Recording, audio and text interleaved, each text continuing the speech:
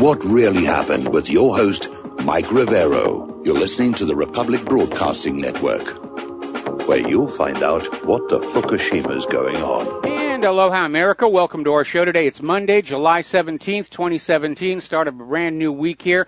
We have a lot of stuff to talk about today. The phone lines are open, 800-313-9443. Mike is in our control room, twiddling the dials, keeping us out of trouble and ready to answer the phone when you call on in. Right now, President Trump is speaking at a White House event to celebrate Made in America. This is the beginning of his attempt to revitalize our manufacturing, revitalize our leadership in the world in the making of products and the providing of services. And, of course, it's a really good idea. That's how you're going to bring the jobs back, is for the American people to be involved in making things and providing services that are the best in the world. And so along with changing the laws to favor domestic corporations and to penalize offshoring, it also places upon the American people, the American worker, a responsibility as well, that we treat these new jobs that are being created not just as a job, go in, do your 8 hours, take your paycheck, and go home, but to recover a sense of pride in what we're doing. And I'm old enough to remember where a lot of people who worked at things like automaking or various things like that, it wasn't just the money. They were proud to make cars. They were proud to make good quality clothing or plumbing or whatever. There was a pride of craftsmanship, and we need to go back to that as well. Because if Donald Trump succeeds in starting up these American companies and we all get jobs, we have to go in there with that commitment to do the very best that we can, to be the very best that we can, so the products that come out of those factories are going to be desired around the world over and above what is available for other countries. And again, going back to my age, I've seen this weird reversal. When I was a kid, Made in America meant the best on the planet.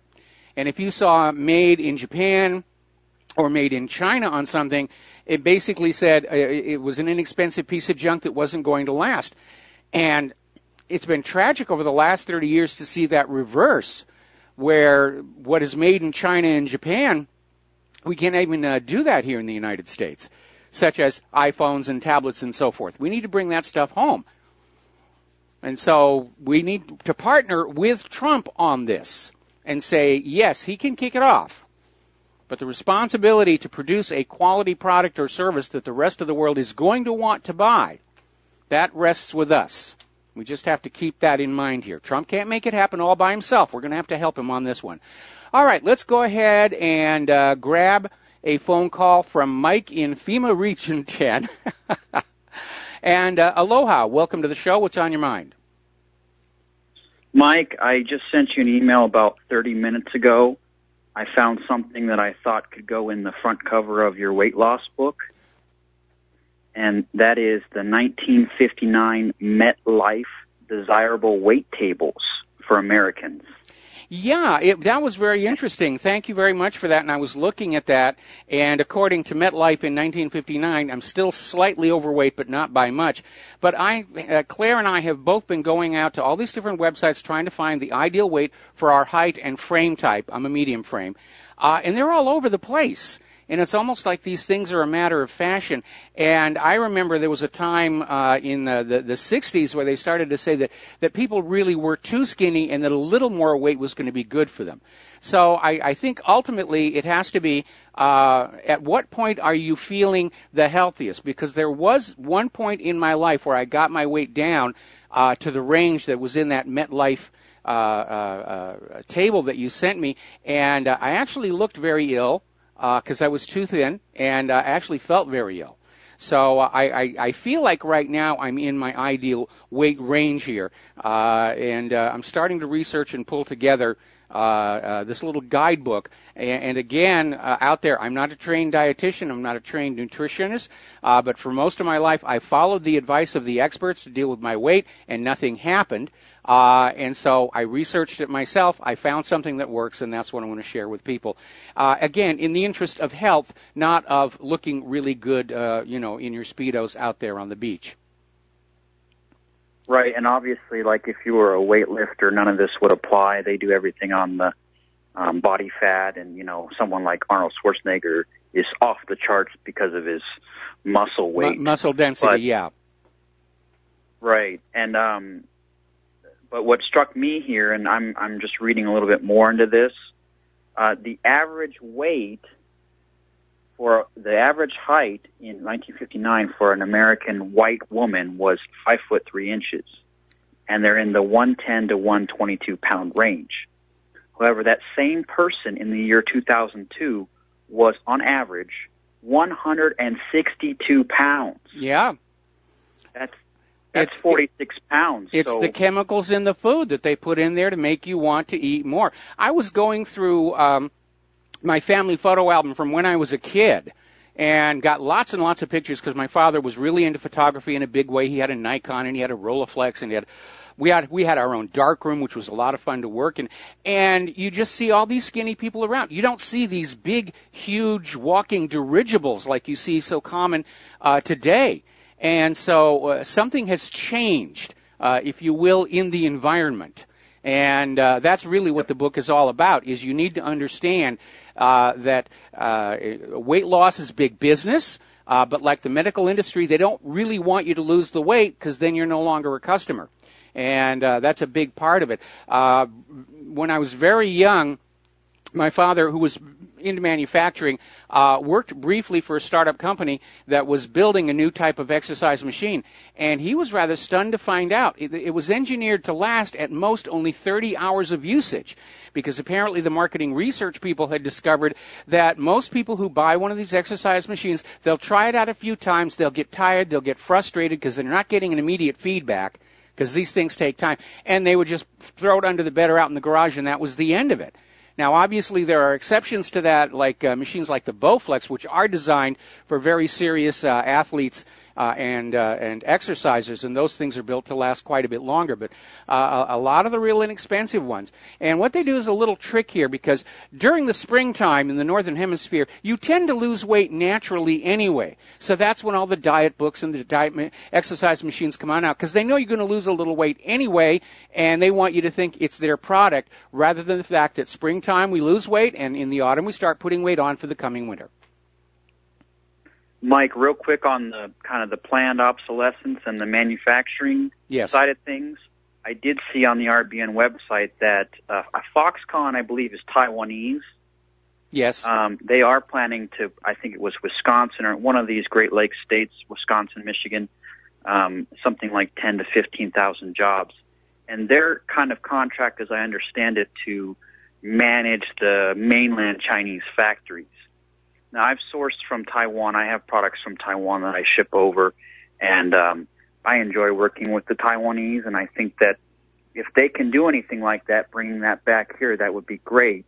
And one thing geopolitically is that actually the Taiwanese are more inclined to have that in the U.S. They have a big, as you know, a big rift there between them and the mainlanders. So, yes.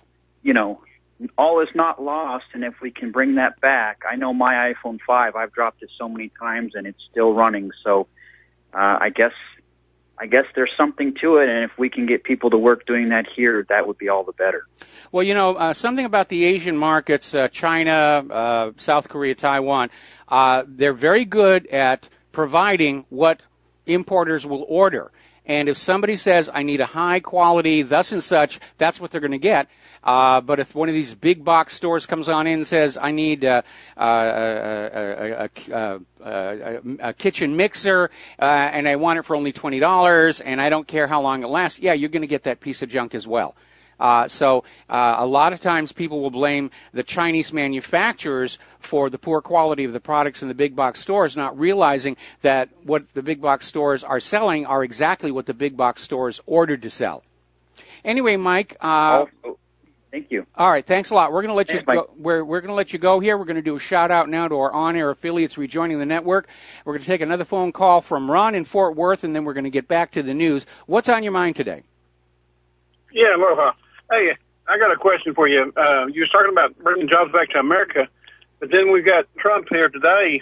I mean, I'm for Trump and everything, but I mean, he's got the Homeland Security guy going to bring 15,000 people out of India back over here on a temporary basis to take our tech jobs. Now, what about the tech guys that are here in America that's out of the job or been forced to not make as much, and they're going to bring those Indians over here, and then they're going to be making just a little bit, taking our jobs. I mean, he's doing opposite of what he told us. Well, about making America great again. There's an important aspect to keep in mind, and that is the relative education levels for high tech in the United States versus places like India. And the sad reality is that our education system, especially in those skills needed to compete in the global marketplace, has been an abysmal failure. The kind of abuses and dumbing down we're seeing in Common Core are not confined to the elementary school levels. It goes all the way up to the very top, and everybody gets an A no matter what you do. And the sad truth is that these individuals from India and Asia, on average, tend to be much more highly skilled than American tech workers. And that is a situation that has to be addressed. Meanwhile, until we can bring the American tech worker up to par with the rest of the world, we've got to get these skilled laborers from someplace. And I'll give you a good example here. It has been very hard to find anybody who knows how to maintain some of the systems that we have here for the website. There are a lot of people running around here saying, I'm a high-tech expert, I'm this and that, and you find out they're simply not qualified. They took an online course, they got a pretty certificate, and they're out there marketing themselves as a tech expert, and they're actually causing more damage than good. And that, of course, is the backside of it.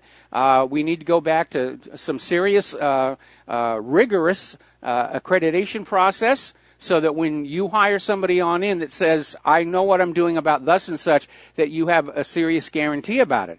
Now, Microsoft, for all the problems that they've had in the past, they do have a very rigorous program. You're not allowed to say that you're Microsoft certified until Microsoft is really certain you know what you're doing. Okay, but we're still getting stuff into the United States that only lasts you got a computer that lasts 2 or 3 years, and that's it.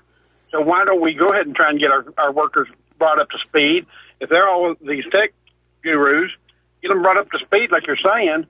But he's telling us we're going to make America great again. But now we're going out there and getting them. I rather go with what I got, try and bring them up to speed and train them and have some of that people instead of sitting there in a food line. Yeah, but then you're gonna have that gap where the workforce is not meeting the needs of these new American corporations, and that's a very hard and cold reality.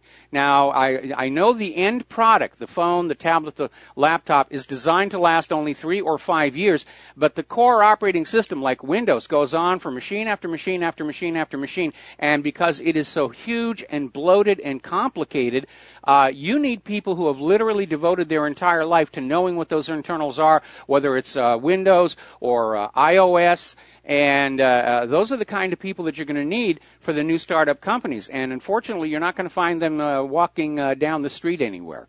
So there's a gap to be bridged there. It's going to take a little bit of time, and we should pour money and infrastructure and all kinds of priorities into bringing the American IT worker up to speed on all this stuff. But unfortunately, even the IT schools have become as much of a racket as a college degree. We're going to run you through here. We're going to plunge you onto that debt hook for the student loan. We're going to give you a piece of paper that says you're qualified to do something, and they get out in the real world and they just can't compete. So I know it looks awkward, but it's a stopgap measure, and unfortunately it's necessary because without these highly trained people that are unfortunately better trained than our own people, we're not going to be able to kick off some of these new high-tech companies. And then at some point down the road, 2-3 years maybe, our own indigenous high-tech workers will be up to speed and be able to step into those jobs. And at that point, we need to lobby the government to say, okay, we now have a workforce of Americans who know how to do this stuff. It's time to pull back on those H-1B visas or just put a tariff on them that makes it financially unattractive to corporations to hire them. Yeah, I mean, if that Common Core and everything's that bad, well, why don't we just send our tech, get everybody that is tech savvy, that's slow and behind, send them over to India, say, hey, can we train them over there, and then bring them back? Then we can take care of it. I don't think India would go along for that deal because right now they're at an advantage. They're at an advantage. Their people have an advantage. So do the Chinese and the Japanese. In fact, all of Asia, they have an advantage over the American IT worker. They're not going to give that up. They're not dumb.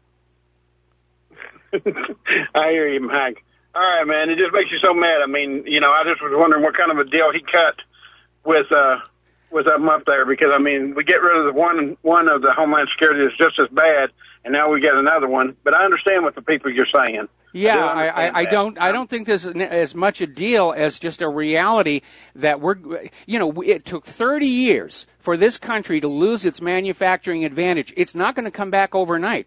It's going to take years of dedicated work and investment and education to get America back to being in that preeminent position. It's not going to happen overnight. Meanwhile, we need to have the skilled workers that are going to allow the companies to start up and eventually bring along our indigenous workers. I think that's the situation that Trump finds himself in.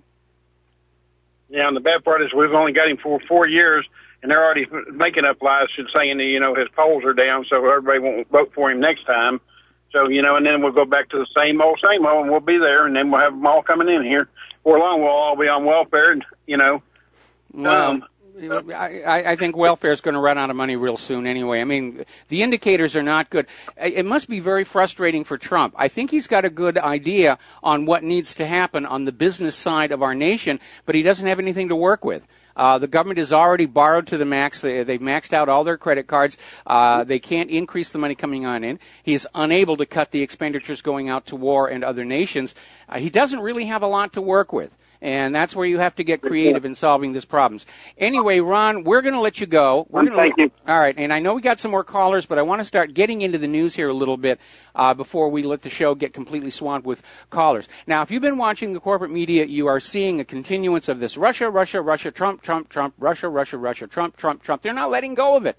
They have no evidence that it even happened. We've got all these indications of cover-up. The DNC will not let anybody look at their servers. Hillary wiped her server before she turned it over. The indications are that, yes, Seth Rich was the DNC leaker, and he was killed for it. But they're out there, oh, it had to be Russia. You have to hate Russia. If you don't hate Russia, then you're not a real American. And it just keeps on going. Now, here's the good news. Polls are now showing that the number of Americans who are buying this Trump-Russia collusion today are only half what they were last April. In other words, they're not getting traction with it. I think most Americans are just getting sick and tired of hearing about it. It's like all the corporate media talks about anymore is Russia, Trump, and after a while it gets boring. Now remember, Clapper said under oath they found no evidence of Trump collusion with Russia. There is nothing to this story.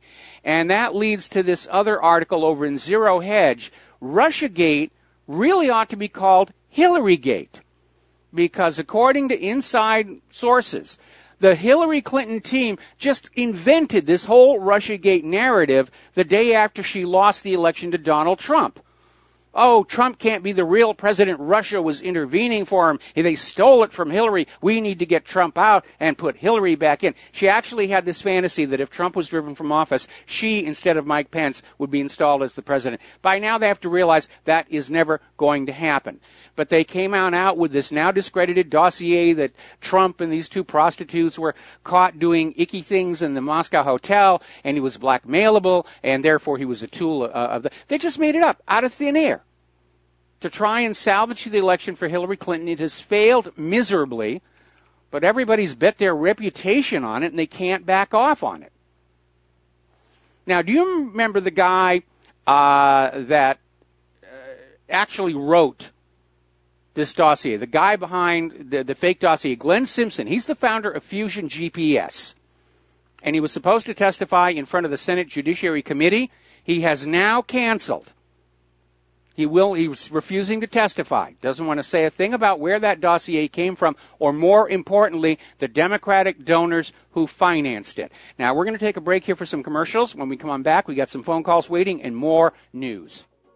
And aloha, America. Welcome back to the show here. We're going to take a couple more quick phone calls. Dustin in New Jersey. Aloha. Welcome to the show. What's on your mind today? Hi, Mike. How you doing? Doing okay. Hey, Mike, you know John McCain's address? Because I want to send them don't get well card. Oh, come on. Let's not be tacky. I mean, we disagree with him politically, but the guy's just had a serious medical problem. All right? And that's tacky. I'm sorry. That's tacky. I don't know, Mike. The guy's evil, angry, and I don't know. If there is a heaven and hell, I hope he's going down toward Australia there, down under. Now, what did the Australians ever do to you? This is true. I'm sorry, Australia. Hey, Mike. Yes. People don't realize, like China, you said this before, it's a manufacturing hub. If you want a good product, they'll make a good product. If you want a crappy product, they'll make a crappy product for you that breaks after a week. Yes. So, there's a lot of hatred for China because you hear it all the time. Oh, they make garbage. And no, they are a manufacturing hub. It's just so hard for people to realize that, as much as I say it. Yeah, the cheap, easily broken, easy-to-wear-out product on the shelves of those big-box stores is there at the express request of the corporate management of that big-box store. Exactly. Where does everybody think their computer parts are made? I run my computer 24 hours a day. It doesn't poop out. Sure, you get bad parts, but that's with everything. American cars, American parts, the F-35. Ring a bell? Don't get me started on the F-35.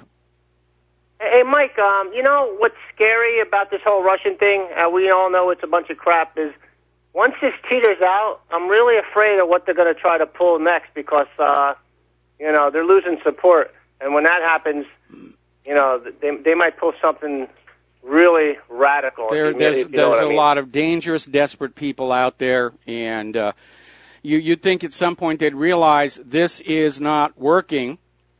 But as Einstein said, one good definition of insanity is you keep doing the same thing over and over again and expecting a different outcome.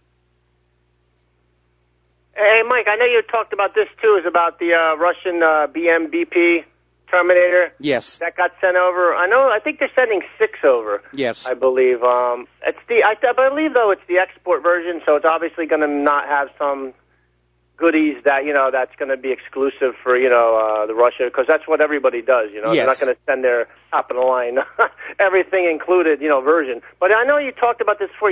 Turkey, there was another report about Turkey getting the S-400s, and they're really close to signing that deal, and that's a game changer, Mike. I mean, people don't realize how much of a game changer Turkey is.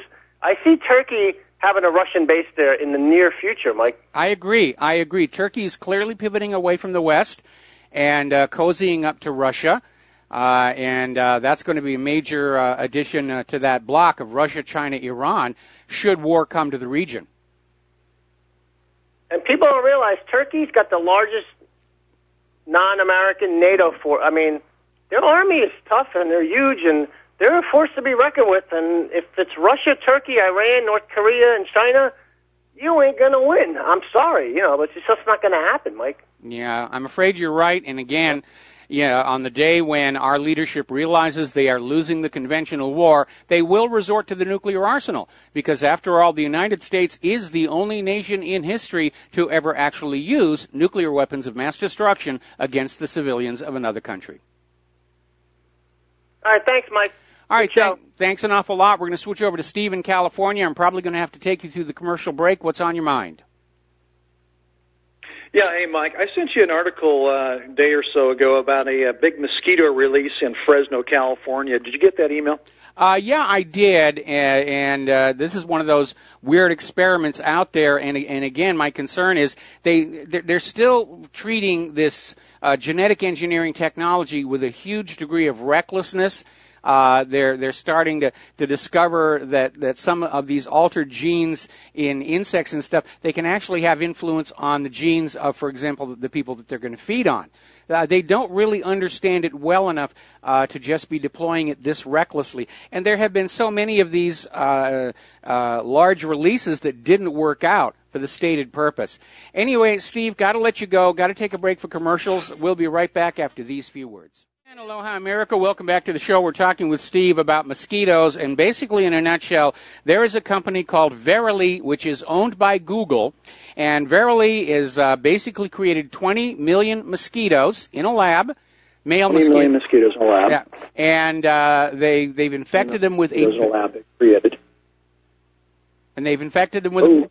Hello? Yes, I'm here, so I'm sorry. Okay, yeah. I've got a question real quick for you, Mike. Okay. On this goes out to you and your listeners.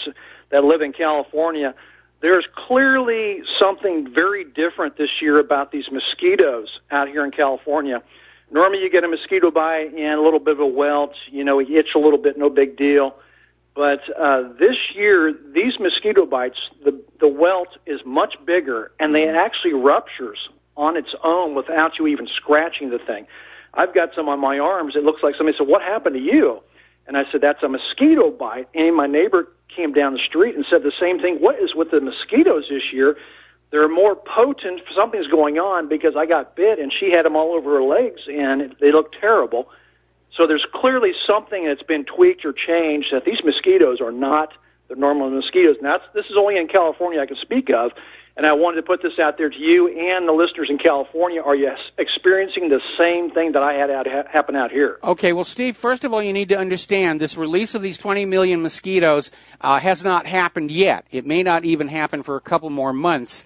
But yeah, we know there's a lot of experimentation with all this kind of stuff going on. And here's the real kicker. They're spending all this money and going through all of this out of concern over the Zika virus. And so far, there's been only one case of it confirmed in the Fresno area, and that woman's partner had been traveling. And remember, it came on out, Zika isn't actually all that dangerous. If you have a healthy immune system, you will just shake it off very, very quickly.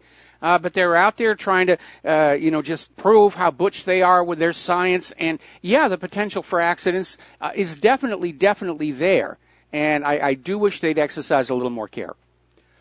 Yeah, I do understand that the release is going to happen. It hasn't happened yet. But this has been happening in the last month. Mosquitoes, when we get bit out here, it's just a really serious reaction versus last year's. You just get bit in a little bump.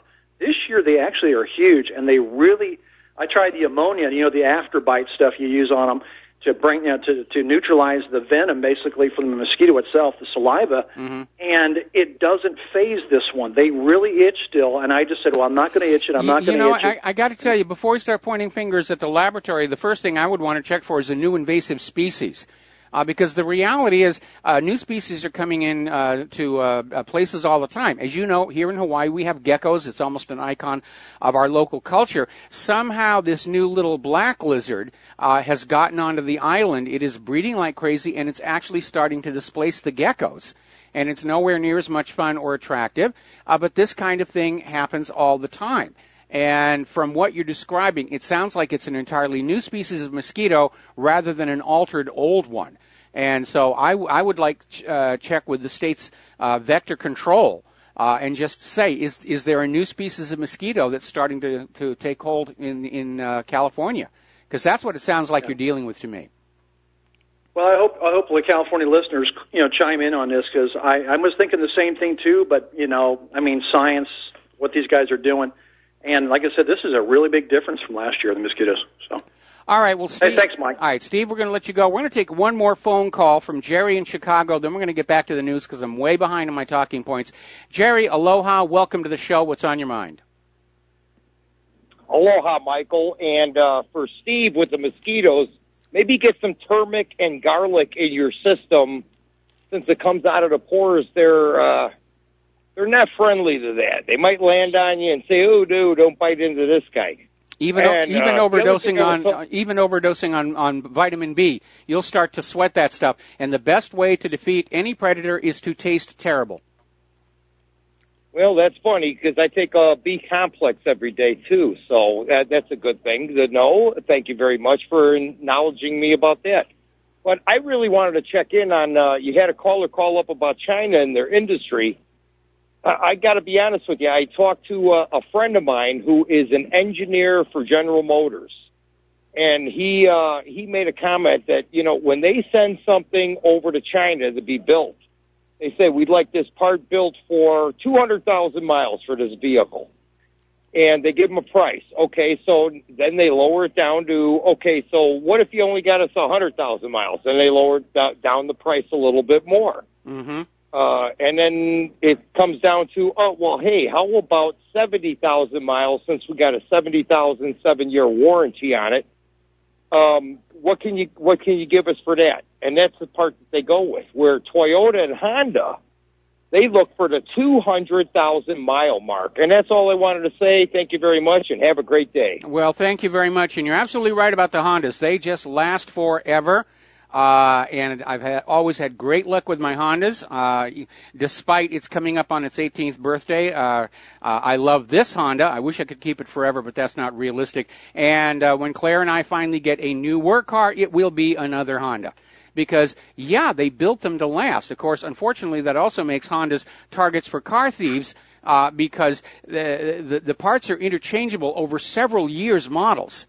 They're not always changing everything every year for a whole new car. They get something that's working in the 2016 model. They're going to use it exactly the same way in the 17, 18, 19, 20 until somebody comes along with something that is provably a lot better. Okay, so we're going to close the phone lines for a little bit. We're going to get on back here to the news. Now, again, there's all this Russia collusion, Russia bribing, corruption, impeach, all this other nonsense. And all the other stories are just being ignored by the corporate media. There was, the fact that John McCain was the one who was distributing that phony Russian dossier to the FBI and to the media, where it finally got published by BuzzFeed. You've got Russia gave $35 million to Podesta's sham company. Russia gave hundreds of millions of dollars to the Clinton Foundation to secure the Uranium One deal. And the corporate media is still wearing their little liberal democratic blinders. Russia, Russia, Russia, Trump, Trump, Trump. We're not interested in anything else, and neither should you be. Pay no attention to all the crimes and corruptions over on the Democratic side. You should only worry about Donald Trump and how we're going to get him. Now, remember, I'm hearing an open mic someplace where I'm getting an audio feed. Okay. Anyway, remember in the saga of Hillary Clinton's email server, originally she had the server set up in her own home, and then she turned it over to this company way out west who was not certified to be working on computers carrying classified information, which was required under a presidential executive order signed by President Bill Clinton. Well, apparently that email server company is now facing obstruction of justice charges because they deleted emails that were, at the time, under subpoena by investigators. So there's another little aspect of this story, and you're not going to see it in the corporate media. You're not going to see it on CNN or Fox or any of that. Now, let's get on back to John McCain. And again, like I said, I certainly disagree with the man politically, but he has had it's interesting, they described it as a minimally invasive craniotomy, and basically they're trying to say it's no big deal, it's a routine annual physical, was part of the routine annual physical. No, it isn't. This is very serious. Apparently, he had a blood clot the width of your 3 middle fingers on his brain. They had to literally open up the skull to get it out of there, and he's still in recovery. And again, I disagree with him politically, vehemently, but I don't like being in hospitals. I'm sure he doesn't like being in hospitals, and I hope he's going to do okay. This is really serious stuff. Very serious stuff. Now, because McCain is in the hospital and recovering, the vote to repeal Obamacare is now on hold. They're going to not do anything about Obamacare or Trump care until after McCain recovers from the surgery and is able to rejoin the Congress, which means probably after the August recess, knowing how serious the surgery was that he just went through. Now, our whole political electoral process is starting to degenerate into a circus of the absurd, and we know all these celebrities who are out there saying, well, we're going to run for this or that office in 2020. I want to be president in 2020. And the latest one to hop on there is Caitlyn Jenner, who is now planning to run for the California Senate. And we're starting to get into the same territory as Italy. Some years ago, I think about 10 years ago, they actually elected a porn star to their legislature. Her name was Cicciolina. Her entire campaign was going around and flashing her titties at people, and she won. And I'm sorry, but we do need to get back to the idea of a meritocracy, of having people who are running the government who actually know what they're doing, what they're talking about, who aren't out there saying the internet's is just a bunch of tubes.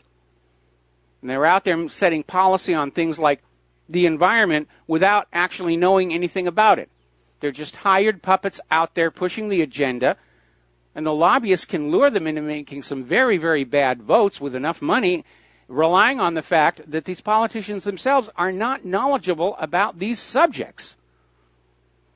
We're continuing to see Nancy Pelosi and Maxine Waters exhibit clear signs of mental deterioration. Now, out here in Hawaii, we've had a little bit of an upset. Army Sergeant First Class Ikeka Kang was arrested for supposedly wanting to join ISIS, and they're using it to smear the independent media. And this was over in NBC News. It's also been picked up by BBC, where basically this sergeant was convinced JFK's assassination was a conspiracy. 9/11 was an inside job. And just to make sure the whole thing was properly kookified, they threw in the thing, the moon landings were fake. And they're out there saying that this guy was driven to join ISIS because he read those independent media websites. So just to be clear and on the record, with those who are monitoring this broadcast and my website, no, we do not encourage people to join ISIS. It's a big fake fraud anyway. Carl Bernstein of Watergate fame is looking at the contentious nature of politics and the ongoing conflicts in the media and describes it as a cold civil war in this battle between reality and the fake news, and what he describes as different media outlets espousing different truths. He's trying to be polite. There's no such thing as different truths. There's truth, and then there's propaganda and lies. And that's what different truths really means, flat out lies. And we are seeing it day after day after day after day. Now, I get a lot of emails from people who are saying how sick and tired they are of sitting at the airport and looking at those giant screens, and it's nothing but CNN 24 hours a day, 7 days a week. You get the same thing in the post offices. Used to get the same thing down the hill at this bank Claire and I do business with, but they switched over to the Travel Channel. I guess even the tellers just couldn't take any more. But as it turns out, according to this article over in Blacklisted News, CNN actually pays U.S. airports to broadcast their news, you'll pardon the expression, at the airline gates. CNN is paying the airports to make sure you're getting your dose of propaganda. Boy, it's just like the view screens out of 1984. You cannot escape the propaganda. It will be ubiquitous. It will be everywhere. It'll be at your airport, your post office, your bank, the shopping malls. It'll be on your cell phone. Nobody escapes the propaganda. All right, so let's talk a little bit about the war zones here. Syrian and Russian warplanes have intensified their attacks on ISIL positions, trying to lift the siege on Deir ez-Zor. And apparently they've done quite a bit of damage to ISIL's lines of supply. And when you are extended out that far, you are dependent on your supply lines. And if those get cut off, then you are isolated and you are in serious, serious trouble. Meanwhile, without officially acknowledging it, the U.S. is now building a third military airport in Syrian Kurdistan. And they're not publicly affirmed. It's just kind of airbase? What airbase? But there's another article over in the Fifth Column News basically saying that Trump is trying to get Congress to authorize him to start building what are termed as temporary U.S. military bases in Iraq and Syria. And in both cases, the United States does not have the permission of the respective governments to be building military bases, temporary or otherwise, on their territory. And what's going to happen with these temporary facilities, it's going to lead to a longer, more expensive, and more deadly war in a region that is suffering the most dire human rights crisis since the end of World War II. They're just making things worse. They're delaying the inevitable. Trump does not want to be president of a country which loses a war anywhere. And this is a case of his ego writing checks the rest of our bodies are not going to be able to cash. Now, Israel, redefining chutzpah, has rejected the Syrian-Russia-U.S. ceasefire deal, even though they had nothing to do with it. It doesn't involve them. But Netanyahu's out there saying that they oppose the ceasefire, but they'll go along with it if you meet some demands. And again, it's none of Israel's business. But they're out there inserting themselves in, saying, we object to what you people are doing, but we'll go along with it if you'll give us a bribe. This is really what it amounts to. Of course, a lot of it focuses on Israel gaining more control over the Golan, and especially all that oil and gas that's going on out there. Okay, we're coming up on a commercial break. We'll be back with more news after these few words from our sponsors.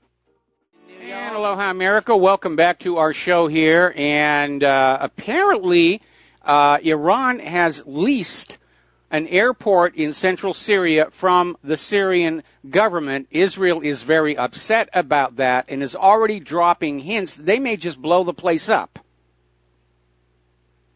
And basically, Israeli military sources are saying Tel Aviv will not allow Tehran to lease an airport in Syria, and would also like to confront current Syrian-Iranian negotiations to establish a land base capable of supporting Iranian-linked fighters. Everybody is starting to get all tense on over there.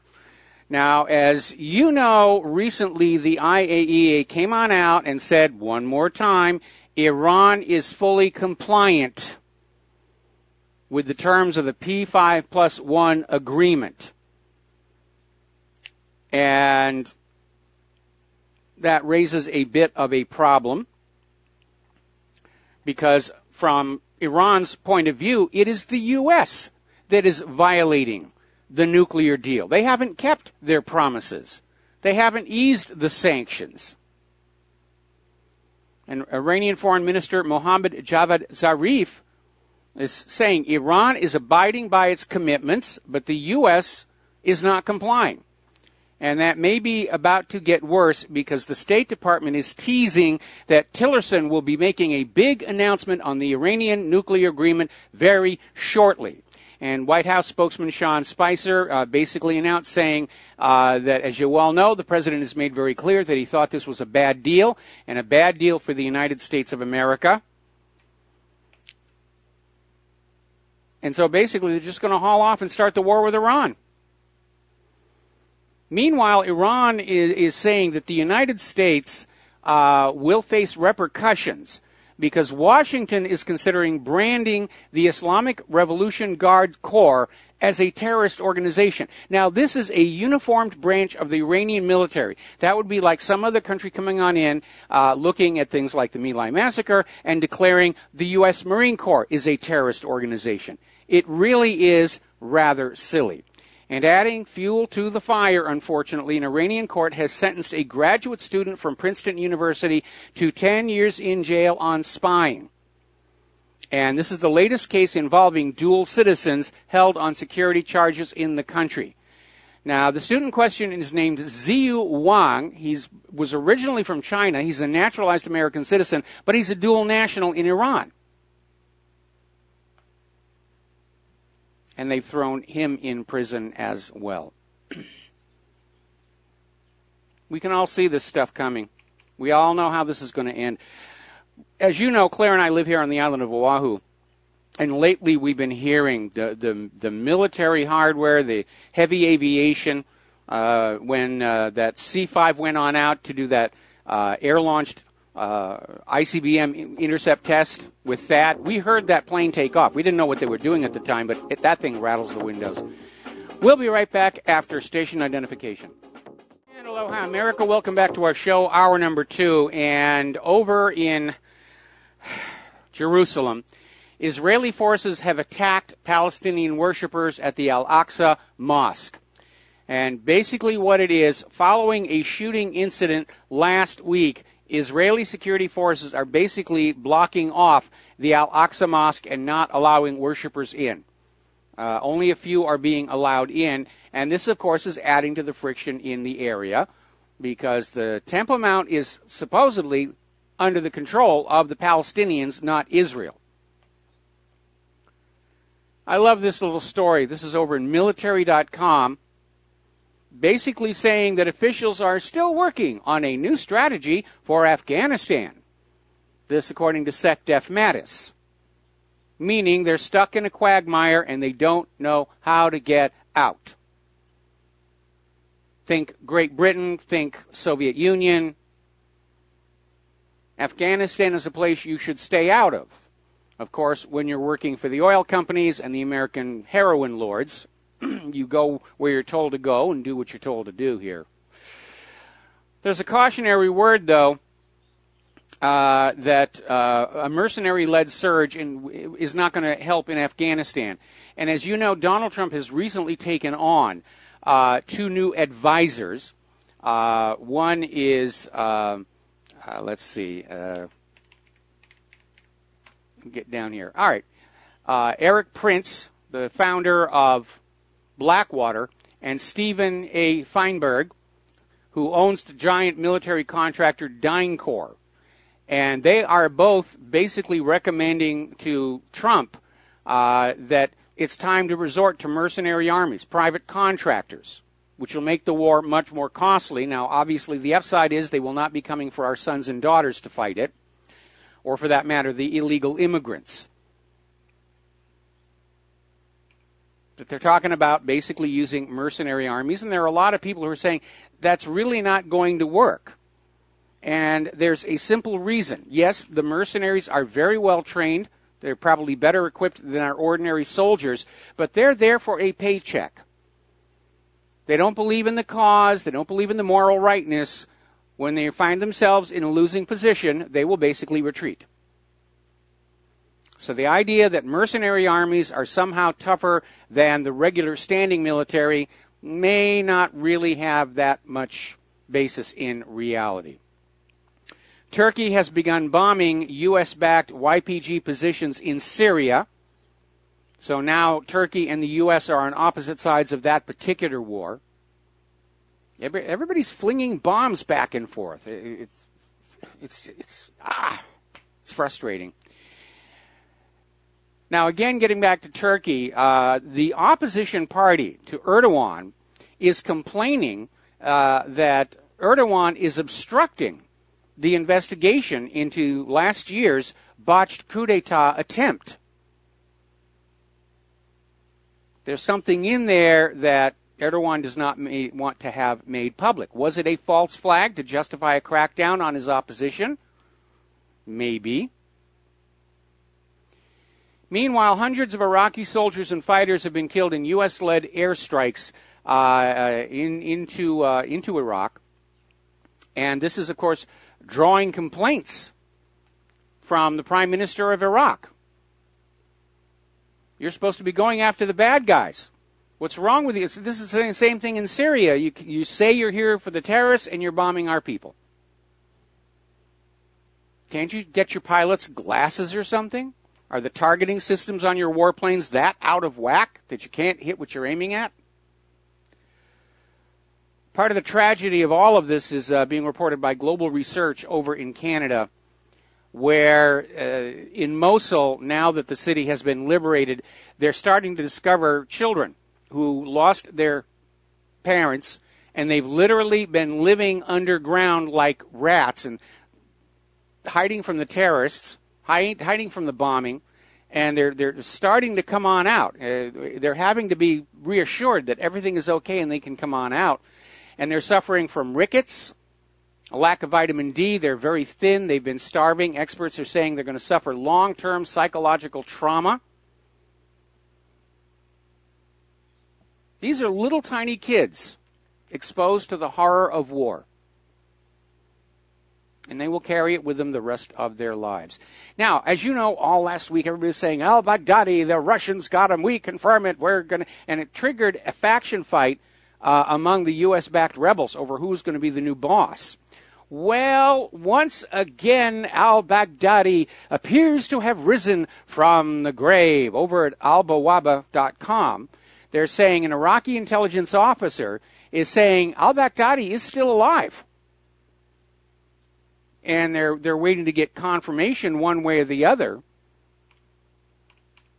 But we've seen this before. The U.S. will proclaim that this or that terrorist leader is dead, and then a couple of months later they show on up again. We're going to do a quick shout-out to our on-air affiliates who are just now rejoining our network. A little bit of good news over in the House of Representatives. I don't know how far they're going to get with this, but I think this is a good idea. As you know, they're negotiating the 2018 National Defense Authorization Act, and apparently one of the amendments that's being suggested to it would limit the U.S. participation in the war in Yemen. Now, obviously, Saudi Arabia is acting as a U.S. proxy in Yemen. They're not doing very well.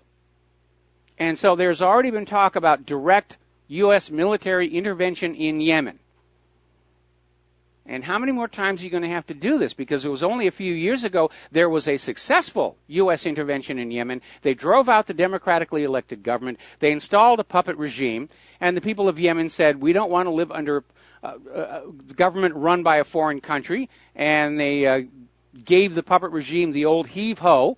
And that's when Saudi Arabia went back in.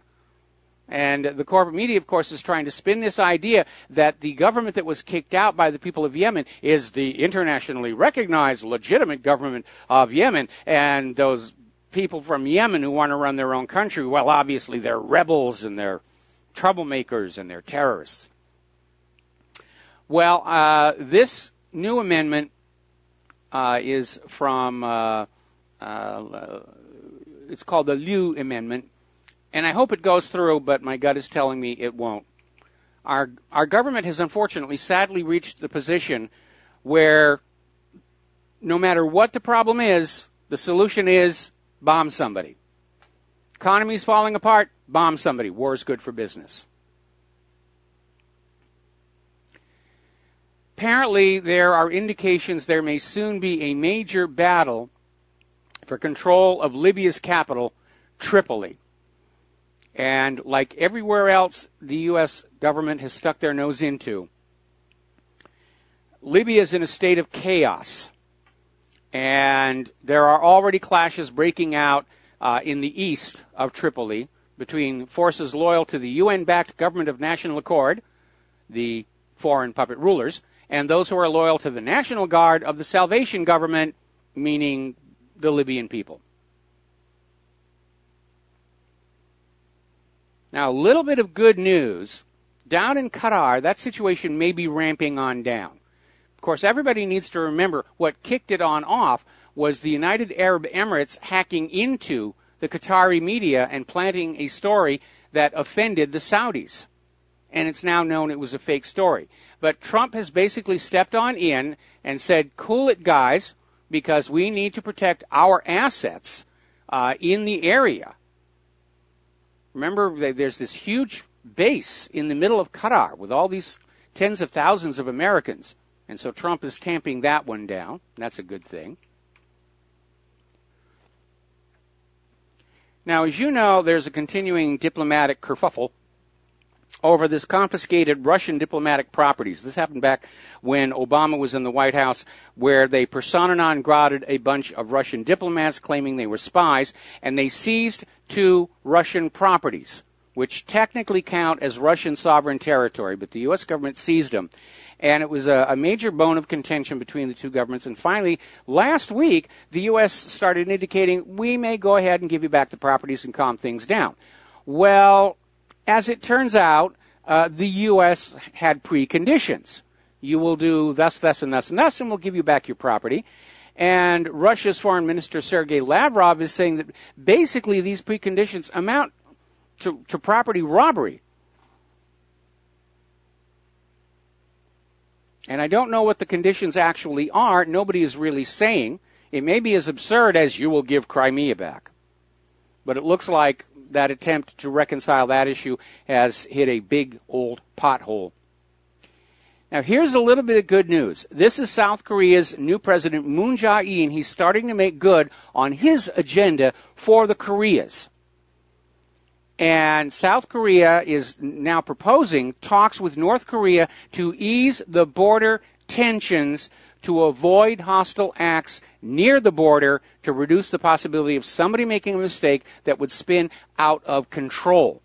And it goes even further than that. Now, as you know, that DMZ is heavily mined. It's loaded up with dioxin. But it is possible for it to be penetrated with various means of transportation that run above the ground level. And apparently, this is an article called The Korean Matrix. It's over at Sputnik News by Pepe Escobar, saying that Moon Jae-in is talking about extending South Korea's rail system into and through North Korea to connect with Russian and Chinese rails and start to bring it all together. So he's actually on that path. He wants to reunify the Koreas. And if Kim Jong-un will calm on down and realize what an economic boom these rail lines would bring to his country, things might calm down a little bit. Now, there's another article out of Global Research where there is a United States peace delegation heading to South Korea to basically stand with the government fighting against further deployments of the United States Terminal High Altitude Area Defense System. And they're building solidarity with the peace movement there in South Korea.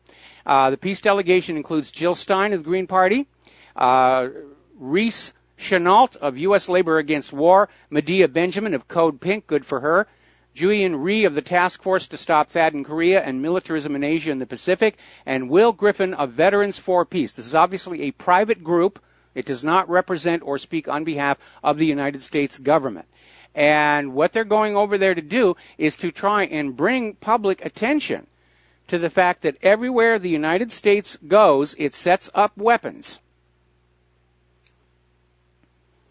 So already the propaganda is being poured on out to say North Korea is dangerous. There's an article over in Sputnik News, which normally I would trust, but they may have been played, where they're saying that satellite surveillance data proves Pyongyang has stepped up its manufacture of nuclear weapons fuels. And this is being sourced to a U.S. group's interpretation of recent satellite surveillance data. I have a little bit of a concern with this because satellites are really good. I'm a big fan of Google Earth. But there's only so much you can see from orbit. And the machinery used to produce nuclear weapons fuel are usually inside buildings that don't happen to have windows. Basically, they're basing this entirely on increased thermal activity around the primary nuclear plant of the Democratic People's Republic of Korea. They may be generating more electricity. They may be doing other things. This is purely a guess. Oh, they're doing something. It must be nuclear weapons fuel. And again, even if North Korea has a deployable nuclear weapon, they're not going to use it until they have no other choice. North Korea is not going to attack the United States without a good reason, because of the retaliation that would follow would turn all of North Korea into a giant puddle of glowing green glass. The same thing applies to any of the United States allies in the region. Japan,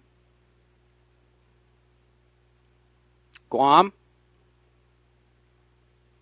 Nobody who has nuclear weapons has ever just hauled off and used them, except, of course, for the United States. The whole point of having these weapons is to deter an invasion, to give the other countries a reason to leave you alone. It's the same reason the Founding Fathers gave the American people the right to keep and bear arms, to give an intrusive, abusive government reasons to leave you alone. That's what it's all about. Saddam could have had a nuclear weapon. He wouldn't have used it. Iran may still someday get a nuclear weapon. They won't use it. You don't throw away your best deterrent to being invaded on a whim. The whole point of having nuclear weapons is to send a very clear message to other countries. It will cost you more to invade our country than you will yield in plunder and loot afterwards. So let's not do that. Let's choose a different course. Peace through commerce.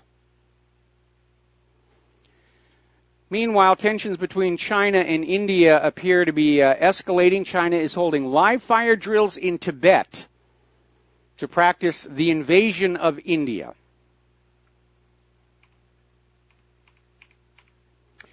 We've been talking about the poor quality of weapons owned by many governments, not just our own. And a lot of people have been very critical of Britain's new state-of-the-art fighter jets, which are basically purchased from the United States. They're F-35s. And they're concerned about the catalog of flaws. They're going to cost hundreds of millions of pounds to fix over and above the price for the aircraft themselves. Now, there's an old pilot's joke that an airplane is just a hole in the air into which you pour money, and that is certainly much more true of military weapons. And they're finding all these problems with the aircraft. The F-35 are unable to transmit data to British ships and older aircraft without revealing its position, and this is supposed to be a stealthy aircraft. The plane software is vulnerable to cyber attack, and Britain can't test it independently. They have to sort of rely on the word of the American manufacturer. Part of the problem is the broadband on the Royal Navy's principal aircraft carrier, HMS Queen Elizabeth, is hampering the jet's ability. And finally, some of the aircraft in certain configurations are so heavy they can't do the vertical takeoff and landing, which is a key function of the aircraft. The F-35 was built around this ducted fan and swivel tail to allow it to take off and land vertically, or at least land vertically. And now they're saying it's simply going to be too heavy to do even that. Now, speaking of HMS Queen Elizabeth, it has so many problems with its defenses. According to this story that came out of the Express in Great Britain, the Queen Elizabeth will be forced to rely on French frigates to protect it from attack. This is coming directly from Britain's Ministry of Defense. It's amazing. Meanwhile, the Royal Marine Arctic Warfare exercises, scheduled for this year, have been canceled. They don't have the money. They're running out of money. And when it comes to war, the nation that runs out of money first is the nation that loses. Now, Congress, in another part of the NDAA for next year, is trying to sneak through a major giveaway to defense contractors.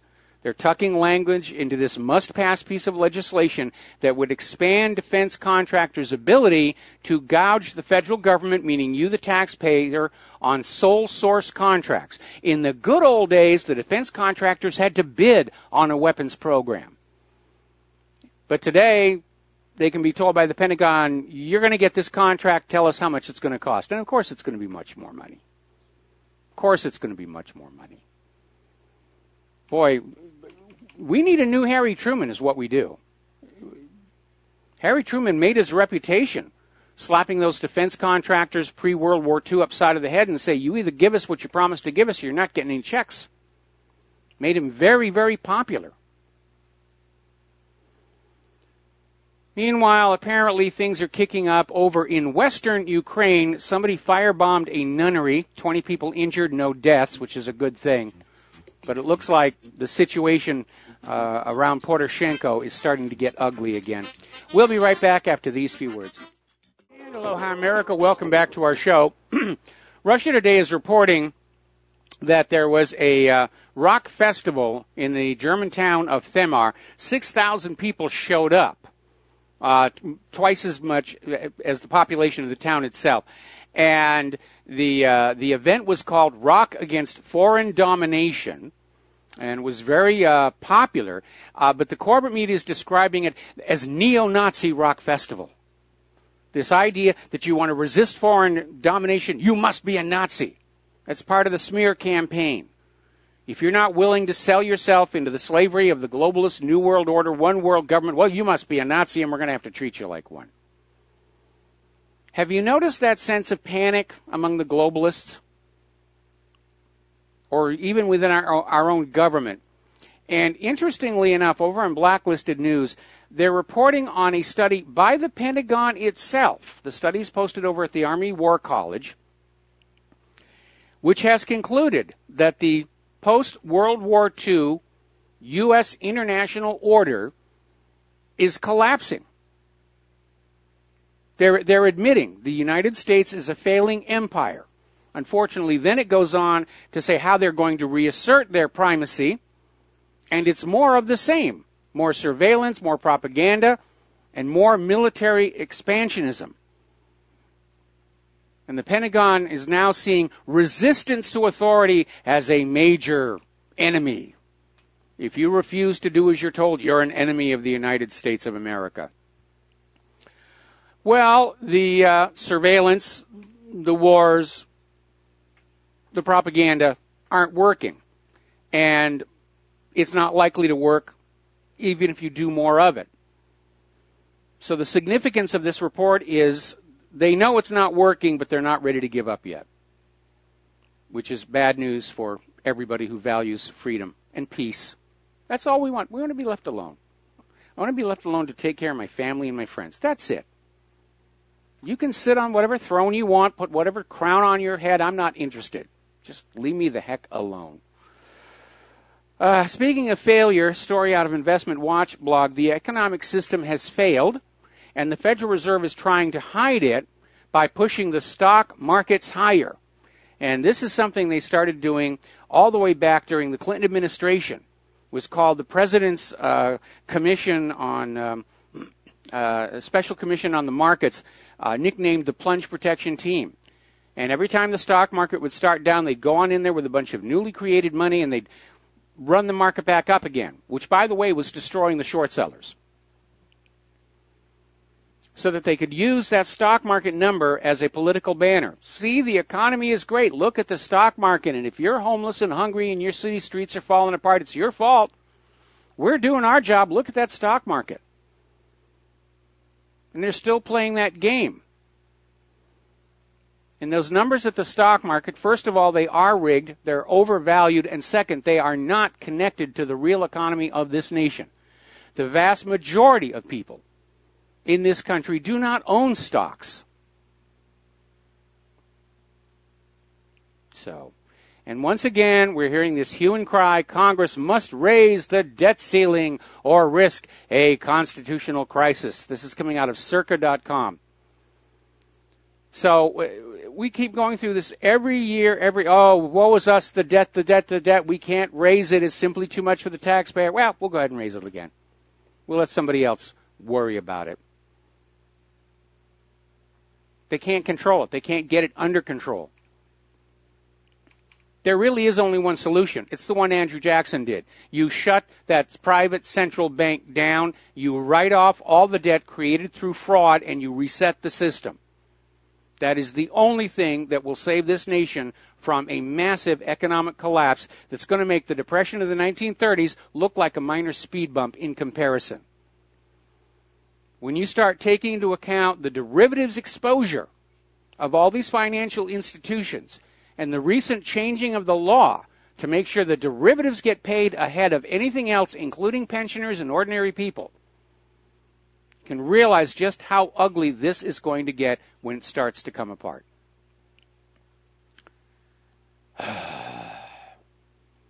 And by the way, Illinois is already starting to make noises about having to use its pension funds to plug their debt. We're going to take a break for commercials, back with some phone calls after these few words. Aloha, America. Welcome back to the show. We're going to take some phone calls here. Glenn in Philadelphia. Aloha. Welcome to the show. What's on your mind today? Hello, Mike. Virgin Galactic had already trademarked the name Moon J. Annie for its soon-to-be-realized lunar bed and breakfast station. So they're suing South Korea's president for infringement. That's not enforceable on the moon. Lack of jurisdiction. Sorry about that. Well, it's a thought. Okay. Anyway, the Moon Jay is their fictitious bird mascot, of course. About John McCain. Yes. You know, when if one were to punch one's insubordinate, elderly subordinate in the head, they tend to sustain things like subdural hematomas and nasty bruises, a la Bernie Sanders, if you recall. Yes.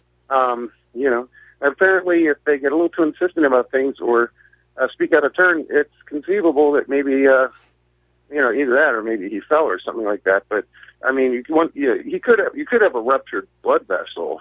He could have had a minor stroke that left that clot there. Yeah, I mean, obviously we're not privy to his actual medical records, but you know, and again, I disagree with him politically vehemently, but you know, I'm not in any way pleased by his having to go through this medical emergency. Well, more than merely disagreeing, I mean, I resent his being in politics at this point because he's been a Teflon Don for far too long. He should have gone to jail by way of court-martial when he hot-started his A-4 Skyhawk on the deck of the Forrestal and touched off a missile on the plane behind him, leading to the deaths of several sailors. They had to evacuate him from that ship. The captain got him off there because he was afraid the crew would take matters into their own hands. He again should have gone to jail for treason by a court-martial when he became Ho Chi Minh Harry for the North Vietnamese. And he also, the third time, he should have gone to jail under civilian auspices when he was part of the Keating 5 scandal. Yeah. So that guy should have been in jail 3 times over, and still he's in the public eye. Yes, he is. And again, I would like to see those Arizona voting records because I get a lot of emails from people in Arizona saying, I can't understand why this guy keeps getting reelected and reelected because nobody around here likes him. Nobody votes for him. Yeah, I know his father was an admiral who kind of covered his posterior for the military stuff, but as you said, unfortunately, I'm thinking maybe the Keating 5 thing, he might have had influence there, but as you said, unfortunately, that would have taken down John Glenn too, and he was just untouchable in terms of the necessity of his image at the time. So he may have McCain may have benefited from, other efforts to tamp down the Keating thing as well. Well, we know where those efforts came from because Admiral John McCain's father, was the admiral who basically organized the cover-up of Israel's attack on the USS Liberty and basically said, it was just they were confused, it was cloudy, and the Israeli pilots thought they were attacking this Egyptian horse carrier ship. Which, of course, is easy to understand because we all know Egyptian horse carriers have giant dish antennas all over them. Yeah, exactly. So, he's been managing to sidestep justice for far too long. So. I agree. Anyway. I agree. And that being said, though, you know, I'm not enjoying his having to go through this experience, and maybe that's because, you know, I don't like being in a hospital and. That's where my empathy is coming from. All right, Glenn, we're going to let you go here. Gotcha. Thank you. And we're going to switch over to Mike in South Carolina. Aloha. Welcome to the show. What's on your mind? Hello, everyone. Couple things, and that is that the horse carrier you mentioned, Michael, they also carry American flags. Don't forget that. Oh, yeah, big, ceremonial American flags. They're now being used for prayer rugs. Yeah. Yes, unfortunately. All right, moving right along.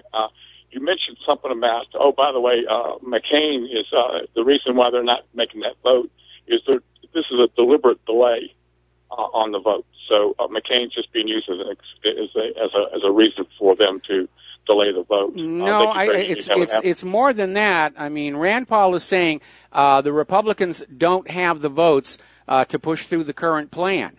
And obviously McCain is one of the votes they need. So they need to wait until he can come on back. And in the meantime, they're going to try and convince some of the GOP to come back on board with repeal and replace or possibly find some Democratic defectors. But as of right now, it doesn't look like the repeal and replace vote is going to work. It was my understanding, it was explained to me, that this actually is a delay. And what they're going to do is, if they get this through, it'll switch from Obamacare to Trump care, and that's going to be extremely dangerous. They're just setting Trump up for later on. I also understand, and I don't know if you can verify this or not, I've had it semi-verified, that in the NDAA Patriot changes that were made under Obama, he authorized the news medias that they could go ahead and become fake news, basically. There's an authorization that they don't have to tell the truth, is what I'm trying to say. Well, believe it or not, there never was any kind of a legal requirement for the corporate media to tell the truth, and that was illustrated by this very famous lawsuit involving Fox News and Monsanto's synthetic bovine growth hormone. And there were these two reporters assigned by Fox to write up this puff piece on this Monsanto product about how great it was, and it was making dairies and meat cattle much more profitable. And these reporters got on in there, and they discovered all this evidence that consumers who were eating the meat or drinking the dairy products from these treated cows were suffering all kinds of medical problems. And they took the news story in, and Fox said, you got to take out all that negative stuff and make Monsanto look good. The reporters refused, and they were fired. And they sued for wrongful termination, and they lost on appeal when the court ruled, because there is no law requiring the corporate media to tell the truth. Corporate media management can order their correspondents and their prostitutes to lie to you, and if the correspondents and prostitutes refuse to lie to you, they can legally be fired for cause. And that tells you all you need to know about the corporate media. Now, in terms of the NDAA, there used to be a law that said it is illegal for the U.S. government to propagandize its own citizen. That's what has been removed. Now, of course, they've been propagandizing us all along, but now it's officially permissible. One last thing I'll pass on, I know this pretty much is true, and that is, you mentioned the changes in the derivatives. There was a banking law that was changed that would allow derivatives to be paid before anybody else. Yes. I believe that was done a little bit over 2 years ago. Yeah, I think in November. I will inform you that the largest holder of offshore derivatives happens to be Mitt Romney. Oh, my goodness, my goodness. Oh yeah, we've been set up. And what we're waiting for, we've been waiting for this for a couple of years now, and that the first bank that fails over there in Europe is going to hit us, and that's going to be the domino effect. You can count on it. But Mitt Romney's sitting right there. He has over 1,000 offshore accounts right now, and Nikki Haley helped him get them. Okay, boy, oh boy, they are all crooked, aren't they? All right. They are, and what we have. Keep up the good work. All right, thanks an awful lot, Mike. We're going to let you go. The phone lines are open, 800-313-9443. And getting on back to the news here, as you know, we're looking at the beginning of a new housing decline. And everybody's out there trying to find a solution out there. So over at governmentslaves.com, they have an article about how the millennials could be key to Illinois' housing recovery. There's only one problem. The millennials are leaving Illinois. They know it's time to get on out and head for greener pastures. But Illinois is going to be the first. We're going to see state after state after state after state collapsing until there are no more green pastures out there. The other day we were talking about the percentage of American college students who will never, ever in their life be able to repay their student loan debt, and it's about 50%. In Great Britain, it is worse. 77% of 2017 university graduates will never be able to repay their student loan debt. They took higher education and they turned it into another racket. And that's exactly what it is. Lure them on in with promises of high-paying jobs, plunge them on that barbed debt hook as hard and as firm as they can, give them a degree that's worthless, send them on out, and another debt slave for the rest of their lives. Over at the Health Ranger, they're sounding a warning that Bitcoin is now showing signs of collapse. It's basically off nearly 40% from its high. Remember when it was driven up there by all this Japanese buying and everybody said, oh, this is the wave of the future. It's going to be $10,000 Bitcoin. And calmer voices were saying virtual currencies don't have inherent worth. It's just like the Federal Reserve note or numbers in a computer. It is a symbol and it is a token. It is not money. Money is based on an article of actual value, and Bitcoins have no value whatsoever. Their price is set by what somebody's willing to sell or buy them for. And it's all over the place, hugely volatile. Now, we've been talking about the retail Mageddon and all these stores that are hovering at the edge of collapse, and it looks like Sears got a little bit of a lifeline. They secured a $200 million credit line from CEO Eddie Lampert's hedge fund.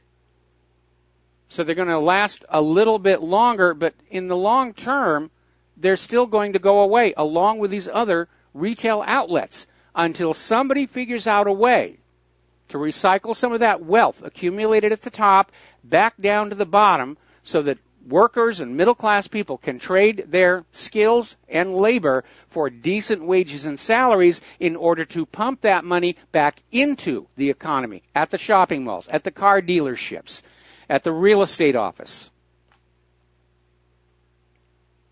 Until somebody changes that dynamic and gets that little recycling going, this economy is doomed. And just issuing more credit lines to keep stores going, it's dragging it out. It's a slow death. It's going to be a slow and painful death. And obviously, we can all count on Sears to be carrying cheaper and cheaper products to try and maximize their profitability. And as people come to understand that Sears represents cheap, shoddy products, their business will fall off even faster. All right, let's take another phone call. Rick in Arizona, aloha. Welcome to the show. What's on your mind?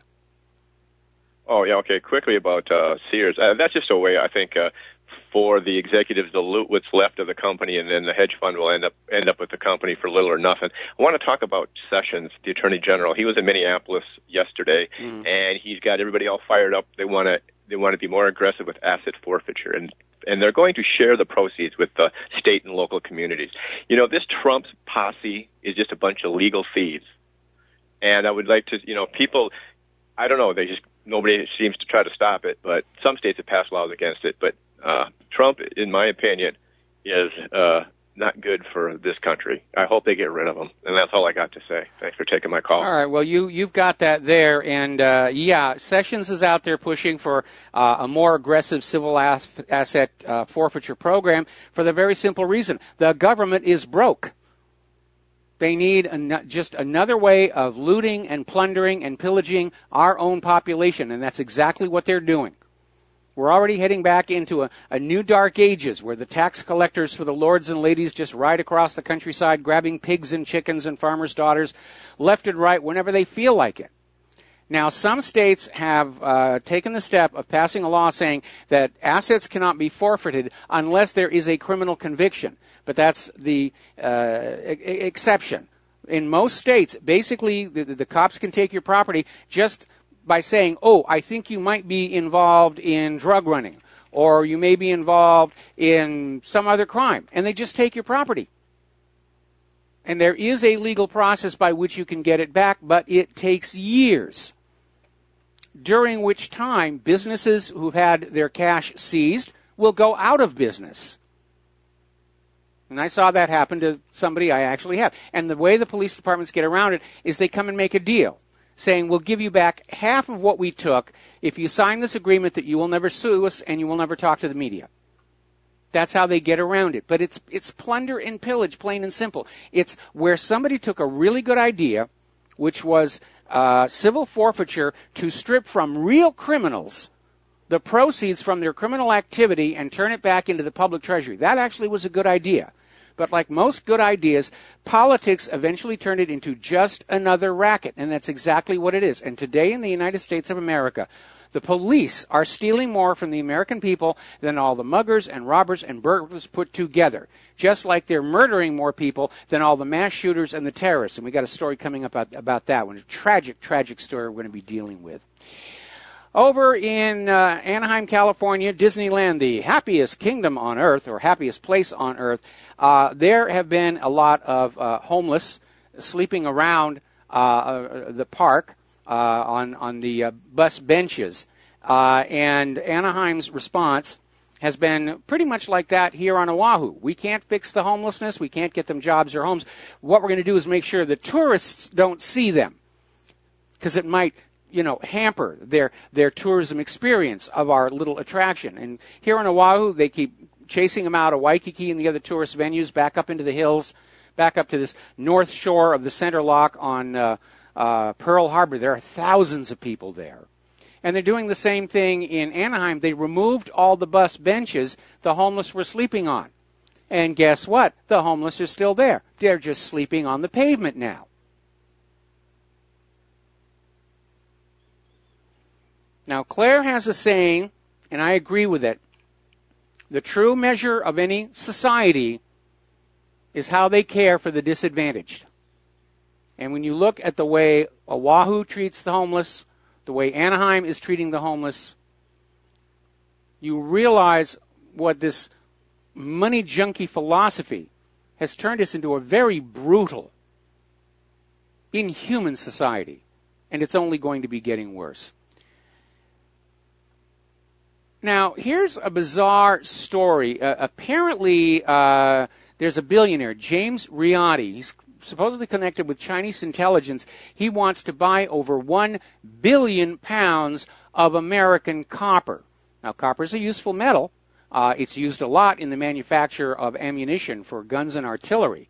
But that's a lot of copper. What does he think is going to happen that is going to suddenly drive up the demand for copper? World War III?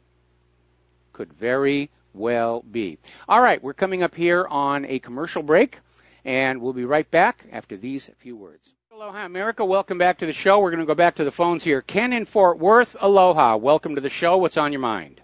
Howdy, howdy. Tomorrow, Lockheed Martin's going to hire 2,000 workers on the spot to start building F-35s. Okay, well, good for those workers, but again, I think, my opinion, it's too soon to go into production.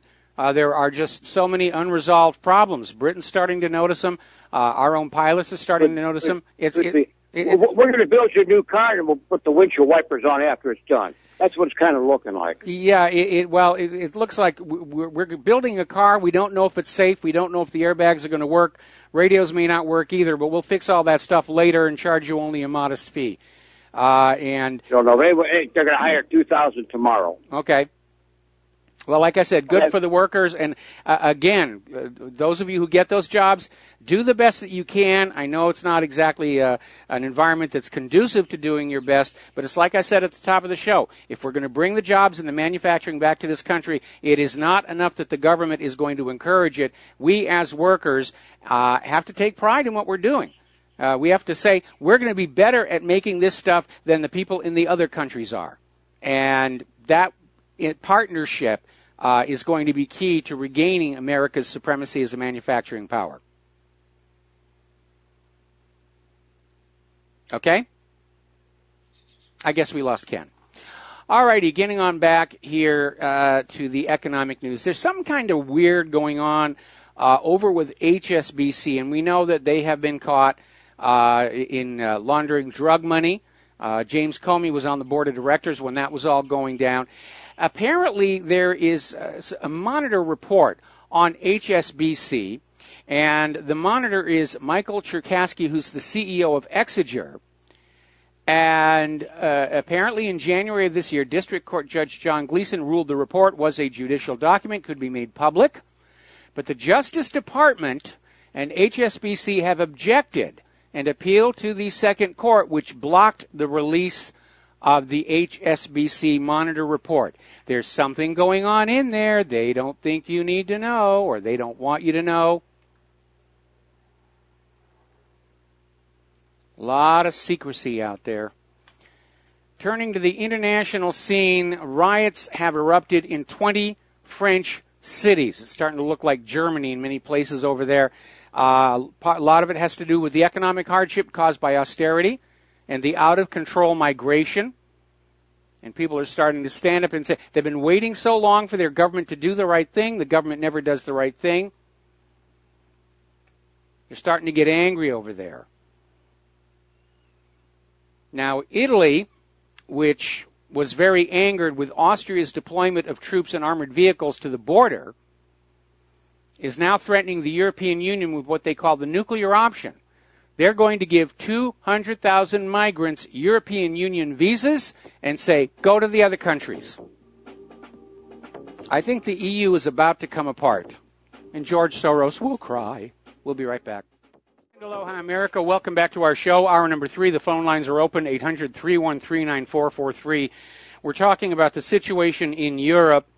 And again, from the point of view of Brussels, Brexit must somehow be stopped or rendered ineffective. And the latest gambit, this being reported in the Express, the European Union is now trying to acquire the legal power to fine Great Britain for the Brexit for years and years after it happens. In other words, it's okay for Great Britain to go, but they can't let that money go, because Germany and Great Britain have been propping up the rest of the EU as they sink deeper and deeper into the artificially manufactured debt of the European Central Bank.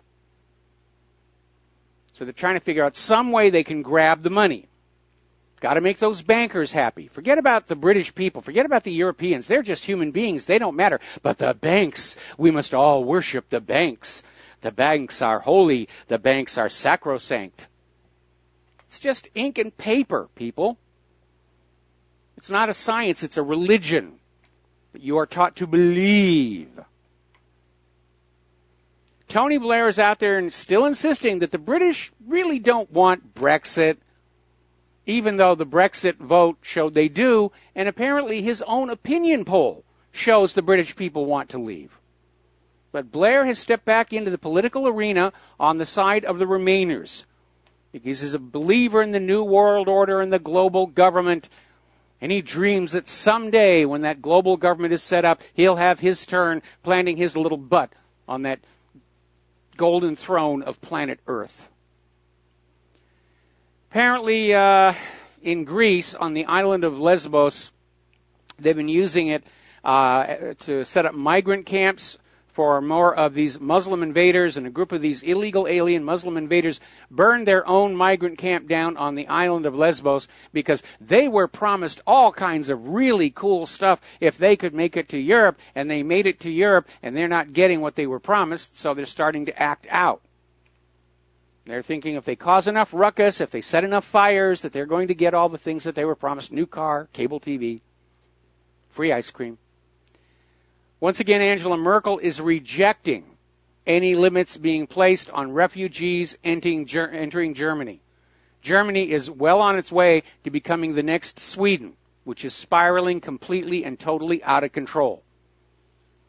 Europe, as it's been known by the Europeans for generation after generation, is all but gone. And that, of course, is the design intent, to take away your sense of a cultural identity, a regional identity, historical identity, to get you confused about who you are and where you come from and what you're supposed to be doing, confused about what bathroom you're supposed to be using. Because people with a strong sense of self, who they are, where they come from, they are much more difficult to control than humans who just have no clue what's going on around them. Now, Hungary is directing its full attention as part of its 2-year battle to keep migrants out of the country. It's going after George Soros, and they're stepping up their fight. And the Prime Minister, Viktor Orban, is basically wrapped up a 6-week anti-Soros campaign on Saturday. The streets of Budapest have been filled with posters and billboards of the Hungarian-born billionaire with the caption, "Don't let Soros get the last laugh." And the Hungarian government is now imposing new legislation that will force non-governmental organizations in the country to reveal just where their money is coming from. And the idea is they want to spot these NGOs that are working on Soros and agenda and get them out, the way Russia did a few years ago. Hungary is taking this very seriously. They're saying this campaign against Soros is a matter of national security. And yes, it is. Because Soros' goal is to destroy all nations' sovereignty and independence. Okay, let's take a phone call. Mark in North Carolina. Aloha. Welcome to the show. What's on your mind? Hey, Mike. Listen, I don't understand why Britain just doesn't tell the EU to go stick it. They're not. What are they going to do? They can't force them to do anything. And Britain's probably the most powerful military,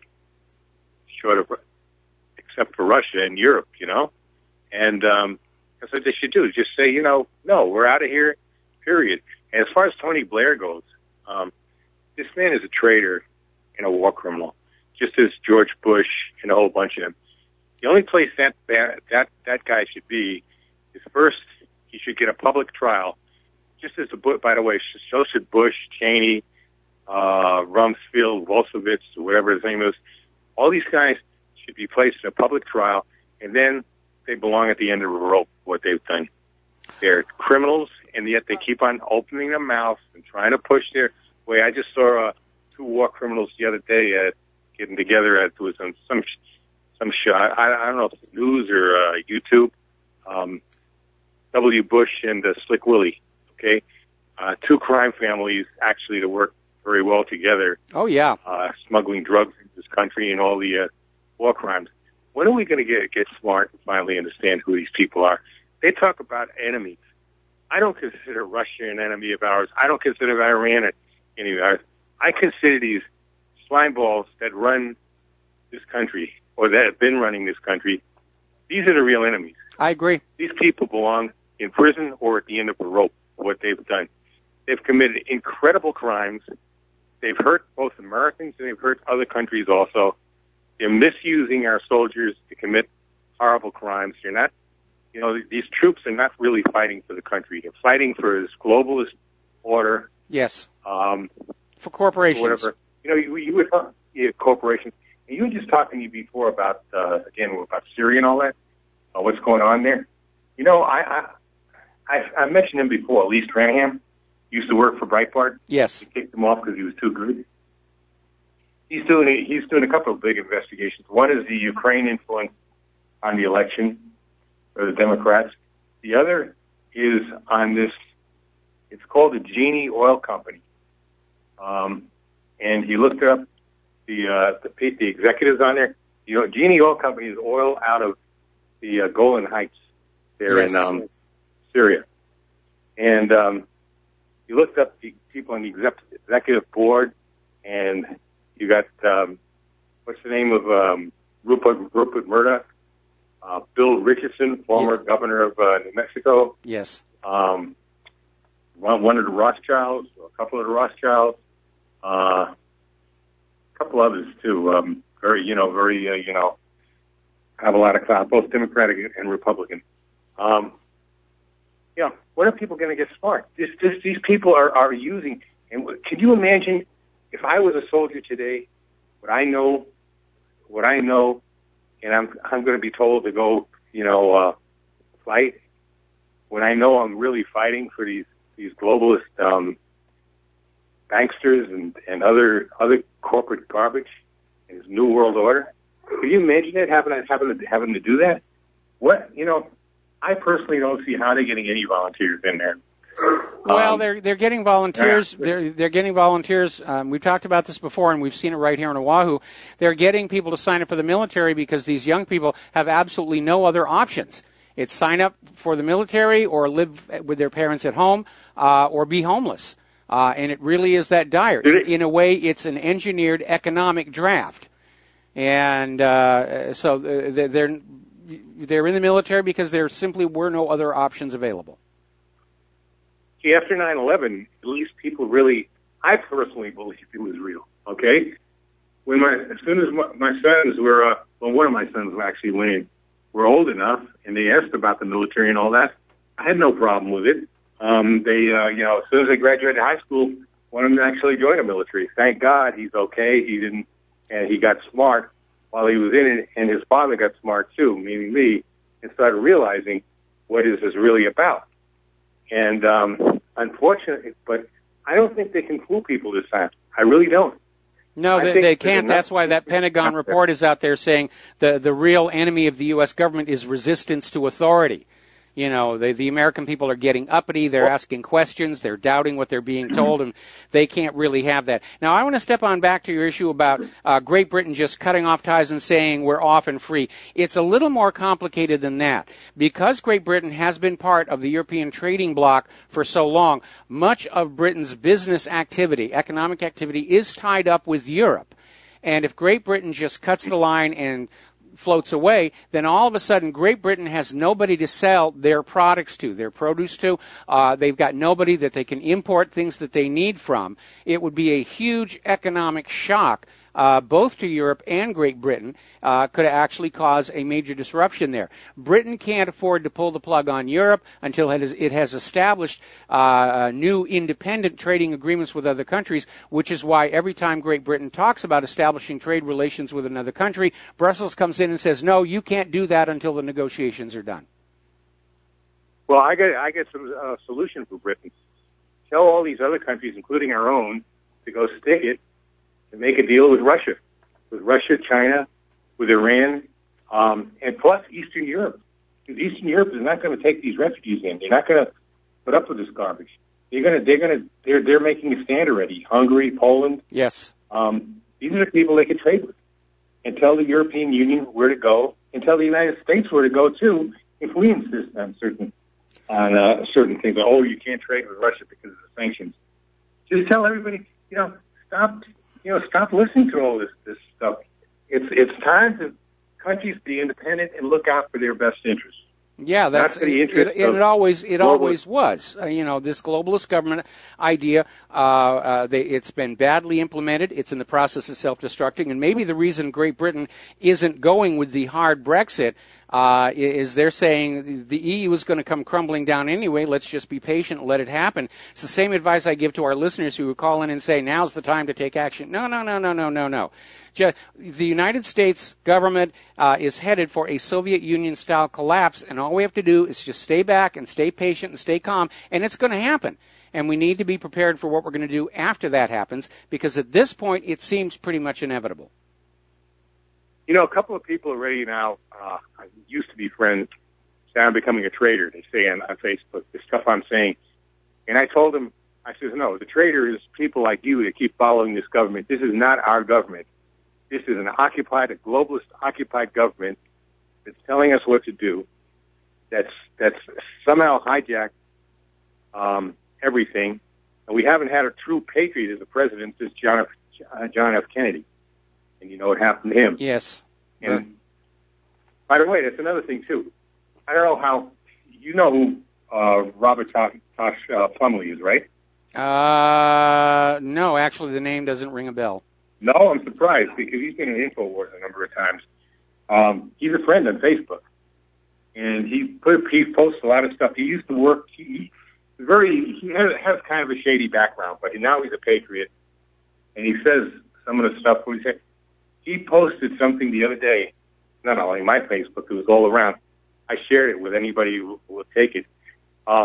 He said that basically he knew Lee Harvey Oswald when in 1953, when he first went into the military, because they were recruiting juvenile delinquents and troubled youth and stuff like that as young as 14 or 15 years old. And he said him and Lee Harvey were 15 at the time. And Oswald was sent over purposely. And he kind of hinted. Plumlee had kind of hinted. He didn't say directly, but that he might have been involved in it, in what happened in Dallas, because he mentioned something about that. It's the first time I've ever seen him say something like that. I guess, without actually saying it outright. So, I mean, people have pangs of conscience, and he has done a lot of good things for the Patriot movement in the last few years. I'm well aware of that. I'm well aware of that. I have some sources that I have that have been very open about how they used to work for the intelligence agencies, and they thought it was fun. They thought it was James Bond, and they did a lot of things that as they get older and older and more sensitive to the realities of life, they come to regret some of the things that they did, because they did some bad things that didn't really make the world a better place. It just made some money junkie richer. And they're out there. They're looking for some kind of atonement, for some kind of redemption, if you will. Anyway, Mark, we're going to let you go here because I still got more news to get to. Thank you very much here. We're going to do a shout-out now to our on-air affiliates who are just now rejoining the network. Okay, I hinted at this story a little bit before, and we're going to get into it, and this is just absolutely tragic. This happened over in Minneapolis, and it involved a woman from Australia. She was this healer into yoga and all the rest of it. She was engaged to be married next month. And so Saturday night, she's hearing a noise outside her home, and she calls 911, and the police show up, and they shot her. I mean, she was outside in her pajamas, no weapons, no anything. And she was shot through the door of the squad car by Officer Mohammed Noor, who supposedly was on the police force for 2 years. This is completely unacceptable.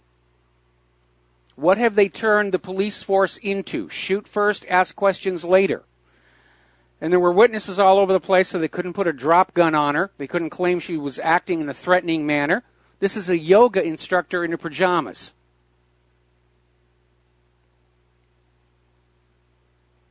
And there's been another similar incident.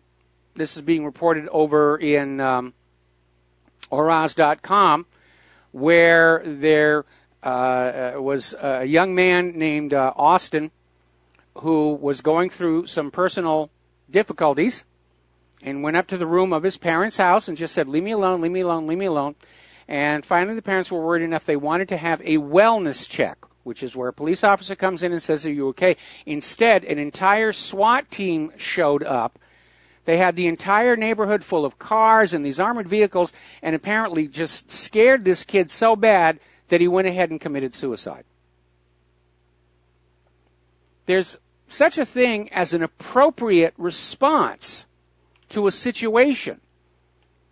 There's a term called de-escalation. And our police aren't being taught that anymore. They're being taught by all these Israeli security companies to treat the American people the way the IDF treats the Palestinians. And we see how often innocent Palestinians are being shot over there, and it's happening here now. There is no reason for that Australian woman in Minneapolis to be dead today.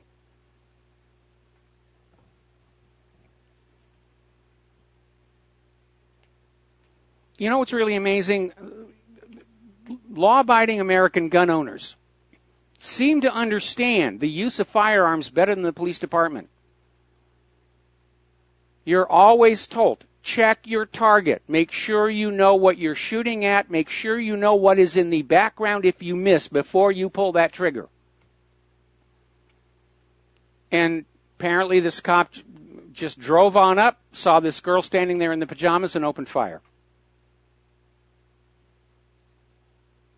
Now, as you know, one of the more interesting departments in police work is the Vice Squad, where they're out there checking for sex crimes and gambling and so forth. And apparently up in Alaska, they're considering a bill that will outlaw actual sexual contact between undercover police and the people they are investigating. And 2 months ago, Michigan became the last state in the U.S. to make it illegal for police officers to have sex with sex workers in the course of the investigation. And the cops up in Alaska are saying, look, we can't do this properly if we're not allowed to.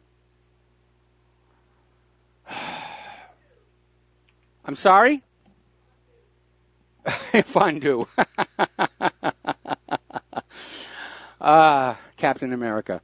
Yes, they're out there fondueing. If I can't get some cheese, the fondue is no good. All righty. When we come on back from this next commercial break, political correctness on parade, and it's just getting sillier and sillier, and I think I know what may be going on here. We'll be right back. And aloha, America. Welcome back to the show here. And over at Breitbart, they're talking about how the Association of Teachers and Lecturers, it's a union, is calling for compulsory gender diversity training for sixth form college and further education teachers, warning staff who refer to non-binary persons using incorrect pronouns could face legal action. In other words, in all of this LGBTQT, LSFMT, BFD, PB, BBD, and O, the idea is now they're coming up with all kinds of new pronouns to cover all these potential situations. And that's crazy enough, but now they're talking about literally you can be arrested and penalized for addressing a person with the wrong pronoun.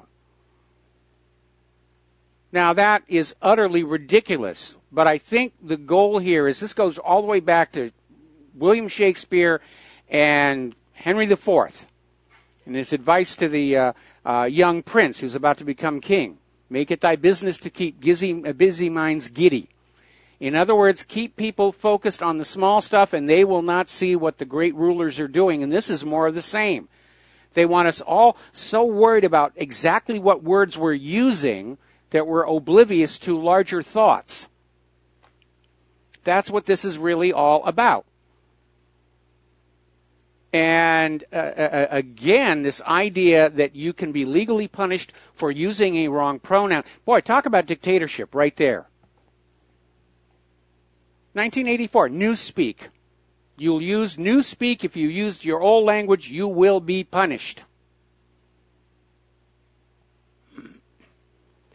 Now, over at Allure magazine, they've taken issue with a recent scientific study that showed men prefer slim women, which to nobody's surprise, I'm kind of wondering why that was, they felt they needed to fund that. But Allure magazine says that any scientific report showing that men prefer slim women, it's dangerous, it's pointless, it's triggering, it's irresponsible, and it shouldn't exist. I have been watching that series on Albert Einstein, and it finally had its series finale, and they were talking about events that were going on over in Germany, including the book burning. And there was an aspect of it that most people are not aware of. What Germany was burning were primarily books written by Jewish scientists, including Einstein himself. The idea that there was a German science and we don't need that other science. And when I saw that, and of course it did lead to a tremendous brain drain on Germany at a time when they could not afford it, I thought back to that article the other day where feminists were basically saying anybody writing an article doing research shouldn't look at anything written by white men. Just exclude them. And you can see the obvious parallels there and the direction that this nation is going. If you're going to be an honest, objective researcher or scientist, you look at the source materials. You don't look at who wrote it. You look at the data, you look at the experiments, you look at the reproducibility, and that's what you should go on. But just as it was bad for the Nazis to burn all of the scientific writings of Jewish scientists, it's wrong for feminists to say that we shouldn't be looking at any scientific documents written by white men. The parallels are unmistakable. We are headed in a very, very dangerous direction. Getting on back up to Germany, Bavaria is now talking independence. They're sick and tired of Angela Merkel, and 1/3 of Bavarians want to become independent from Germany. It's a lovely country, by the way. So rather than welding the world together into a one-world government, all of this refugee and ECB and IMF nonsense is starting to fracture it. It's going the other way. I'm pretty sure that's the reason Bill Gates said we got to cool it on the immigration into Europe, because he recognizes Europe is about to tear itself apart. And that, of course, would be a major setback for the globalist New World Order, which is trying to glue everything together. We got to take a break for commercials. We'll be right back.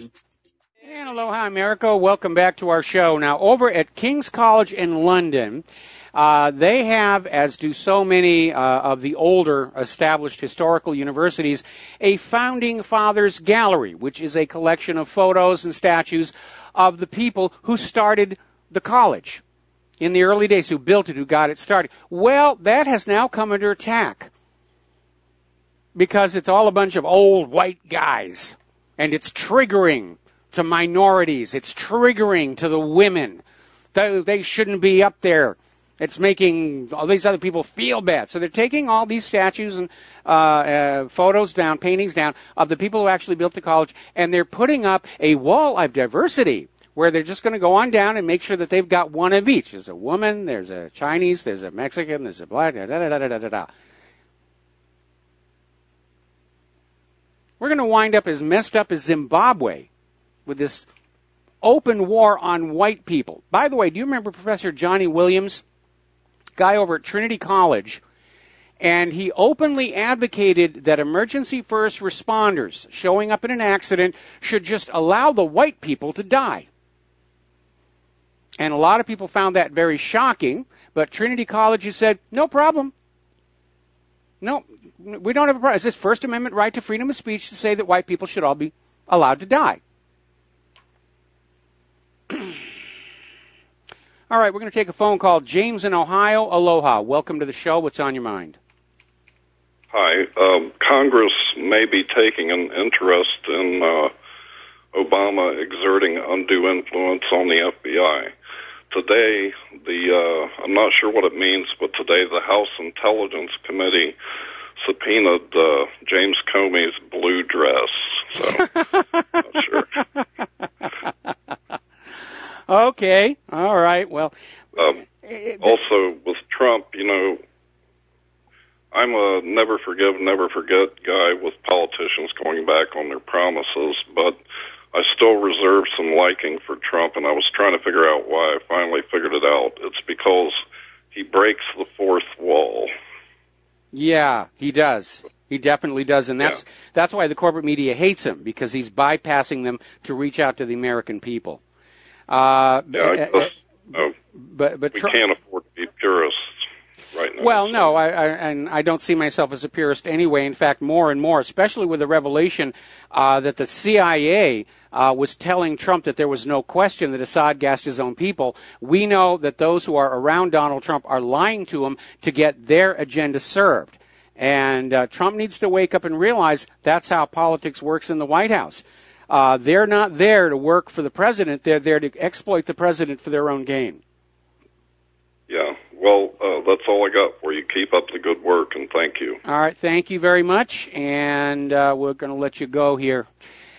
Down in Chile, in Santiago, 280,000 people have lost their electricity when they got hit with the first snowfall in 20 years.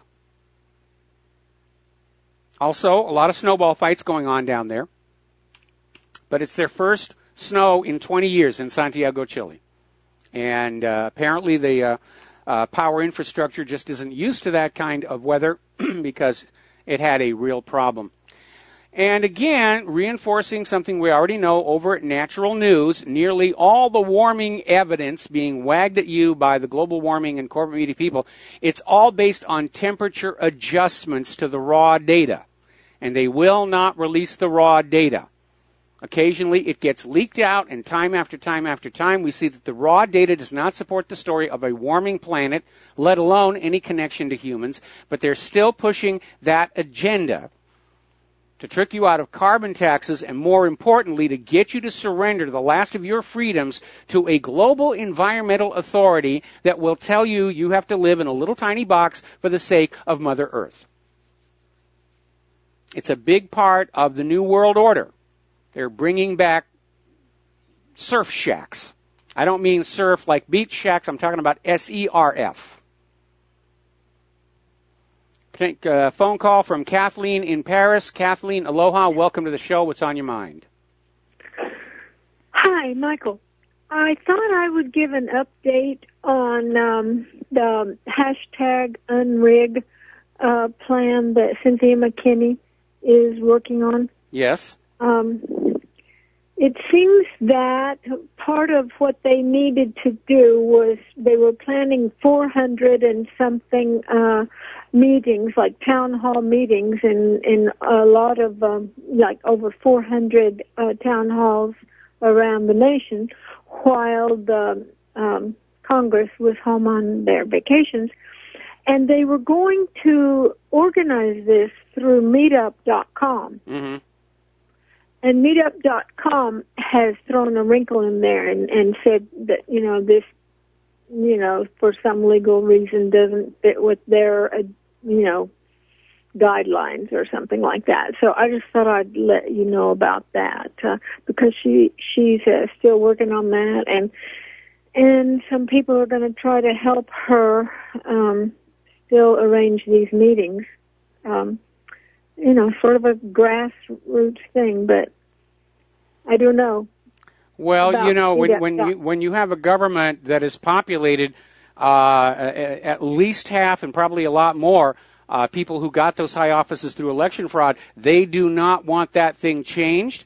And we are seeing all of this talk about how even people that are appointed to Donald Trump's Election Integrity Commission are some of the worst election manipulators out there. They don't want the system to change. They want it to stay exactly the way it is because they are the beneficiaries of what is another racket. And yeah. Okay? Yeah, well, that's true. But what is meetup.com? What's their, finger in the pie? Well, we might have to look at who owns meetup.com, or they may simply have been approached by certain government officials and saying, if you allow this to happen, we're going to find ways to mess with you. Remember when Conspiracy of Silence about the Franklin scandal came out, was going to be on TV? It was already in the TV guide, and members of Congress went to the network and said, if you air this, we will change the laws to drive you out of business. And so it was pulled. Somebody bought all the tapes and destroyed them, but there was one surviving editor's work tape, which is what you find when you go out and look for this online. Amazing. Well, thanks a lot. Just wanted to get that out there. All right, thanks an awful lot. We're going to switch over to Alex in Florida. Aloha. Welcome to the show. What's on your mind? Hey, Michael, do you know if Loretta Lynch's hearing is supposed to be this month? I don't know. I think Susan Rice is testifying later this week, but I don't know when Loretta Lynch is going to be called. Oh, I thought one of them was the 27th. I thought it was Loretta Lynch. Could be. I just don't know. Okay, I've looked online to see if it's available, like the schedule, but it's not there. I wonder why. I guess they don't want any of us to see it in public, huh? It could very well be. I mean, I'm sure there's a lot of people in Washington, D.C. who want all of this to go away. Remember when I told you about there are two kinds of secrets in politics. There are the little secrets that are useful during campaign season, like Anthony Weiner and his misbehaving with his cell phone. Then there are the great secrets, which if they became known, would bring the entire government down. The truth behind the Kennedy assassination, the truth behind 9/11. And if I am correct as to what Hillary Clinton was really doing with that private email server and that foundation, that too is a scandal that would bring down the entire government. It needs to come down. I mean, I'm in agreement. I'm in agreement with you. I mean, people are still out there saying, I have to support this government. I'm dependent on Social Security. Social Security's broke. It's not going to be there when you need it. Yeah. Well, what are we going to do about what's taking place? I mean, it seems like they're up in the Eiffel Tower and we can't get up there. It's pathetic. Well, do you have any ideas of what we should do? Yeah, I've been saying it all along. This government is headed toward a Soviet Union-style collapse. Just kick back, be patient, stay calm, and let it tear itself apart. And it's going to do that and be ready to start a new nation based on the original constitutional principles when it is all over. Okay, Alex, we're going to have to let you go. We're running out of time. We still have a bunch of callers on the line. Ramsey in Canada, aloha. Welcome to the show. What's on your mind? Hello? Yes, you're on the air. Yes, thank you. You see, sir, I have a question. You said last week you were comparing Adam Smith to John Nash, and you said Adam Smith was wrong and John Nash was right. Can you just explain that a little bit for me, please? Yeah, Adam Smith held forward with a belief that everybody acting in their own self-interest, totally focused on their own self-interest, society would move forward in the context of the economy, would move forward in a positive direction. And John Nash, in his doctoral dissertation, proved that that was wrong, that everybody serving their own greed could eventually lock the system up, and that anybody that was in a decision-making position in a corporation or the government would have to take into account the environment around them in order to make the best possible decision. And obviously the money junkies prefer Adam Smith because it justifies them being very, very personally greedy and making 400 times what their own workers do, driving around in supercars and all the rest of that stuff. John Nash's analysis, and he did back it up, is that planners have to be more responsible. They have to be aware of the whole situation, the long view, the wide view, or they're going to make some bad decisions and lock the system up, and that's exactly what happened. Okay, but see, sir, in my opinion, the situation like this in the United States, because all these money junkies, as you call them, they became so powerful, and then they changed the laws, like they manipulated the system. Yes, that's how I see it. Yes, no question about Thank it. you. No question about it. The system is totally, irretrievably, irrecoverably corrupt. All right, we're going to switch over here to Al in Canada. Aloha, Al. Welcome to the show. What's on your mind? Hi, Mike. You're talking about trade. This is a beautiful thing. John Nash, who pioneered the game theory yes. Equation, which basically pioneered all of this online gaming, said that the needs of the many outweigh the needs of the few, and we can all come out ahead. Now, unfortunately, as you had pointed out, and I know for a fact you've looked at trade imbalance sheets with other countries or as a whole with the United States, and it's ridiculous. The United States is inundated with unpayable debt, yes. and the only reason they've gotten away with this monstrosity of a sellout that these politicians have perpetrated on the American people is because of the U.S. Federal Reserve. It's ridiculous. Well, private central banking in general, because other nations that are struggling under private central banking are basically doing the same thing. But the United States really got into trouble back during the Reagan years, where the U.S. government borrowed so much money to fund the Strategic Defense Initiative, we went from being the world's largest creditor nation to the world's largest debtor nation in the space of just 12 years. Mike, it's even before that. As soon as the United States delinked from gold, and banks could just create as much as they want, 10-to-1, whatever the reserve, laws said, they could just inflate the currency away. And Mike, the United States is not alone. With this NAFTA free trade, quote unquote, free trade agreement. Canada exports not even $7 billion to Mexico, and we import about $40 billion. So you multiply that by 10, and that's pretty much where your country sits with NAFTA. And at the same time, now you've got Canada to deal with as well, and then the rest of the world.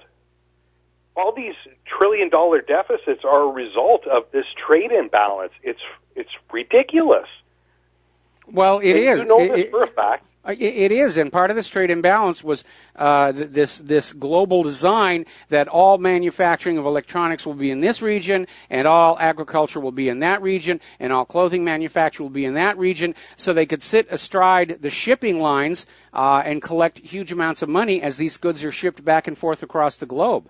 By the way, I do want to back up here a little bit, because John Nash's gaming theory isn't what's behind online gaming. It was an application of gaming theory to analysis of the economy and the stock market. And if memory serves me right, that's what he actually won the Nobel Prize for.